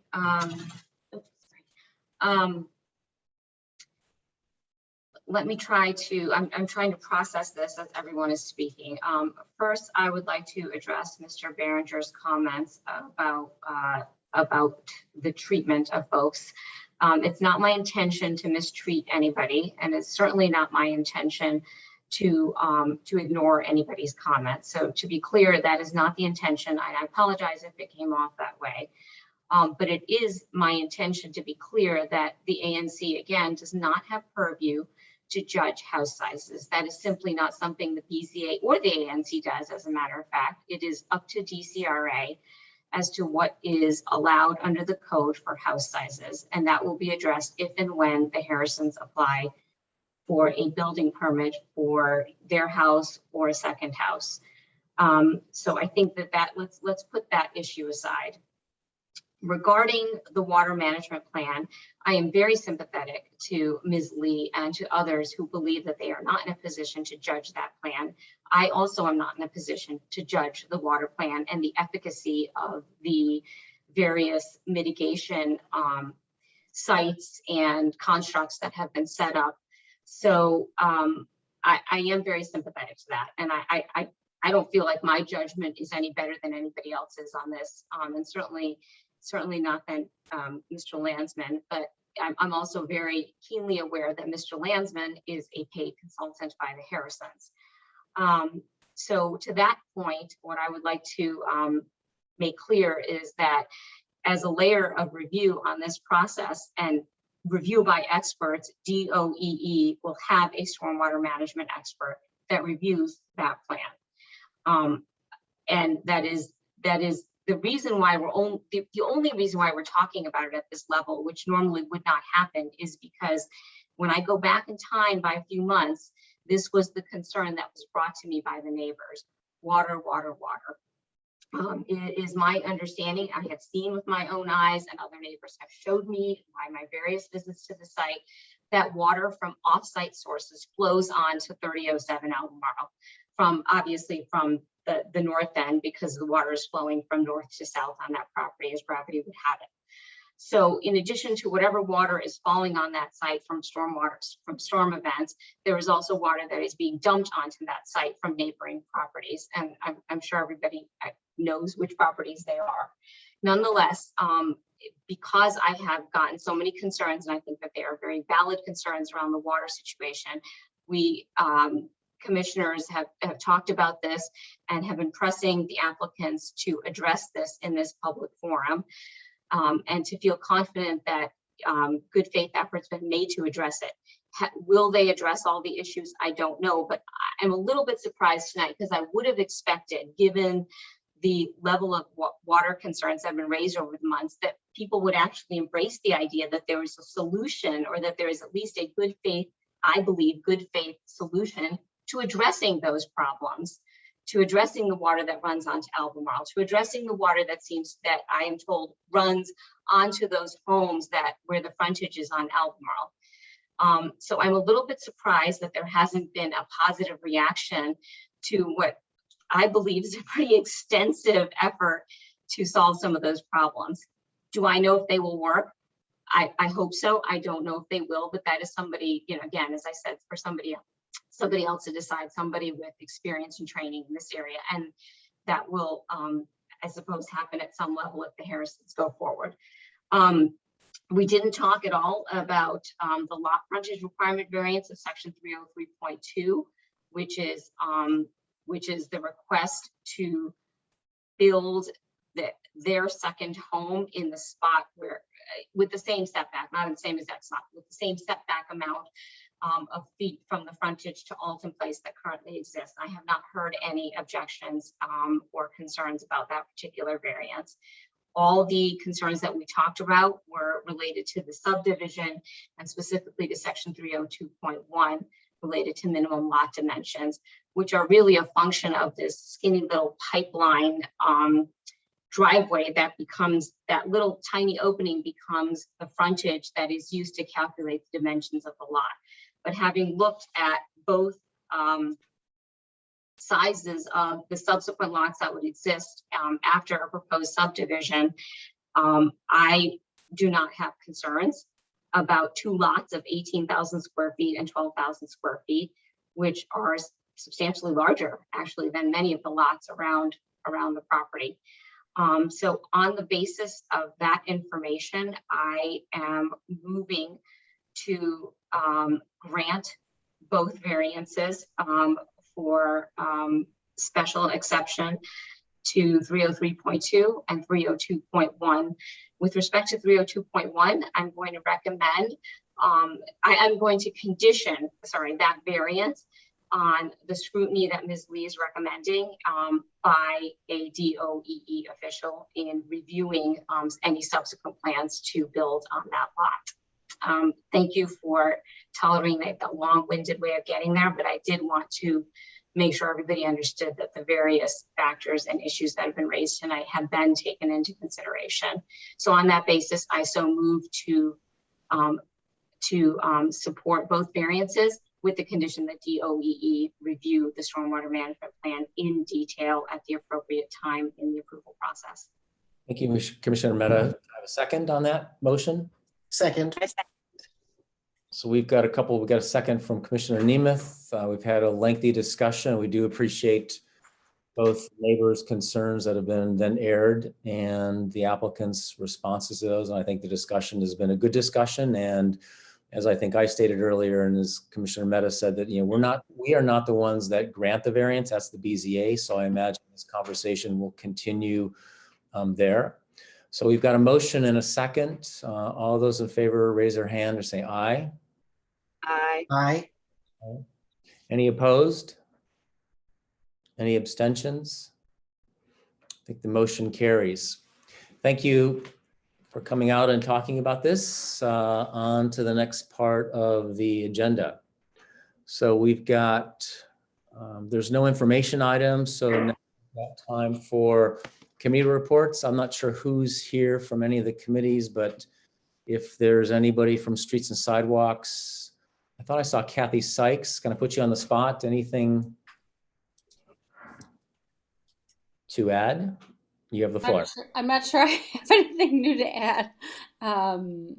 Sorry, I was at the last meeting, but I don't remember any updates, so I apologize. That's okay. Thanks for representing. Anybody from Parks and Watersheds? I don't think there is. Schools and universities, Mr. Tanderek, you want to pinch hit for schools and universities? Yeah, for sure. So the only thing that so two things we're working on. So I mentioned last month about how Tavan is trying to sort of schedule a sort of community event for everyone. So that's all in development right now. One thing that me and Tavan did do is that we actually met up with the director of operations and facilities at Howard Law to get a check-in on how their master plan is going. And so we're gonna keep sort of working with them and get an understanding of like what the plans are in terms of like development, housing, like for Howard Law. So that'll be a continuing conversation. Thanks, Mr. Tanderek. Is there anybody from Housing and Neighborhoods? I know Zach Tashman was here but had to leave. So I don't know if Commissioner Wall, you want to pinch hit for him? Only just kind of reiterating the discussion around the buildings on the 4,500 and 4,600 block, and the fact we'll be continuing to work with those property managers as well as DC agencies to try to work toward making those conditions more better for those that live in those buildings, for everyone that's in those buildings. So that's ongoing, and hopefully we'll report out on January on our progress around that.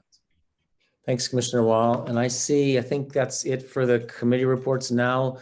This is the part of the agenda where if people have questions that haven't been addressed in any of tonight's conversation to speak up. And I think it's Mr. Shaheen, and hopefully I'm not butchering your name too much. Faroknia, you have the floor. Hi, this is Shaheen, and we are a neighbor about that we discussed about this 3007 Albemarle Street, and this is a general comment about the previous ANC meeting that we had, that Commissioner Deepa closed the arguments with some comments that was very strange and bothering for us. And that was when she said that to handle the conversation, the arguments in civil manner. And what we heard, it was very civil. Everybody was civil, they're bringing their comments in a very civil manner. And but that was my first time, being in an ANC meeting, and I heard that she commented something that I had no idea what she was talking about, and I think it was not appropriate at all, and I had no idea what she was talking about. So I just want to bring it up, and I don't think that it is it's fair to everybody that is not in a conversation to say something in their back. I'm not sure I understand, but I'm going to let. I'm happy to address that, Mr. Shaheen, and I understand. I understand why this may have seemed strange to you as I reflect back on that, and you are absolutely correct that I did say that. And I guess that was a reference a little bit veiled, but maybe not so since you're raising it today, a veiled reference to a number of emails that I had received during the process that were that called into question my integrity and my supposed personal bias around this particular topic. So it was a way of my addressing, and frankly, some of the comments were personally offensive. And so my reference to that, knowing that this particular topic was going to continue into a second meeting, because we had a heads up at the time as well, we all did, that there was going to be another phase of this discussion. So that was my way of hopefully nicely asking people to share their valid concerns, share their emotions, but to do it in a respectful way and not in a way that is a personal attack on any one of the folks, on anybody, on each other, or on any of the commissioners. Because at the end of the day, and I said this on the last discussion that we had prior to 3007 Albemarle, we are all neighbors. We are all here for the same purpose. We all live together in this community. Nobody, as far as I can tell, there has been no bad faith by anybody. And so I would like to keep the conversation focused on some objective matters, and to keep the conversation focused on things that are relevant rather than personal attacks. So I hope that helps to clarify some of what I said at the end of the meeting. Thank you, Commissioner Mehta, and thank you, Mr. Farahnia, for raising this. Next up, I've got Juanita Gray from UDC is here. So Juanita, the floor is yours.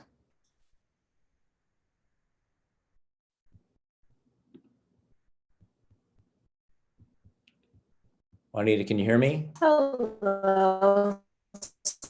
Sorry, I'm in my neighbor's kitchen. Helping him out, but just wanted to give a quick update because we have our students. Oh, can you hear me? Better. You were breaking up at the Commissioner, beginning. I just want to keep the community up to date with the university's COVID case with our cases. Last week, we had 5 additional students test positive for COVID. 3 of them are residential students. They are all roommates, and then 2 were law students who were in the same class together. All students, as you all know, at the university, students, faculty, and staff have to be vaccinated. So luckily, the symptoms that the students had were minor, and they are quarantining per the CDC guidelines. So that has brought our cases up to 8 total for the academic year, which is still very low, considering all the other universities in the district. So just wanted to give that quick update on our COVID cases. Thank you. That's it. Thank you, Ms. Gray, for sharing that with us. Any other questions from the community or concerns? I think that's it. A shout out to Kathy Sykes for the continued beauty of the flowers. So thanks. So I guess it's time to adjourn. I do want to, this is the last meeting of the calendar year. So I want to thank everybody, those that are still here and people that have shown up through the past year for coming out and sharing their voices with us. We don't meet in December, so we will meet next year, January 2022. I think it's the 18th is our meeting. So you have a holiday from us. We have a holiday from you. So we have a holiday from each other. So thanks for coming out. And I'll entertain a motion. If there's no other questions or comments, I'll entertain a motion to adjourn. I'll move to adjourn. Yep. A motion and a second to adjourn. All those in favor say aye. Aye. Aye. Opposed? I think we're adjourned. Thanks. Stay safe. Happy Thanksgiving and holidays, Christmas, New Year, Kwanzaa, Hanukkah. Bye-bye. Have a good night, everyone. Happy Thanksgiving.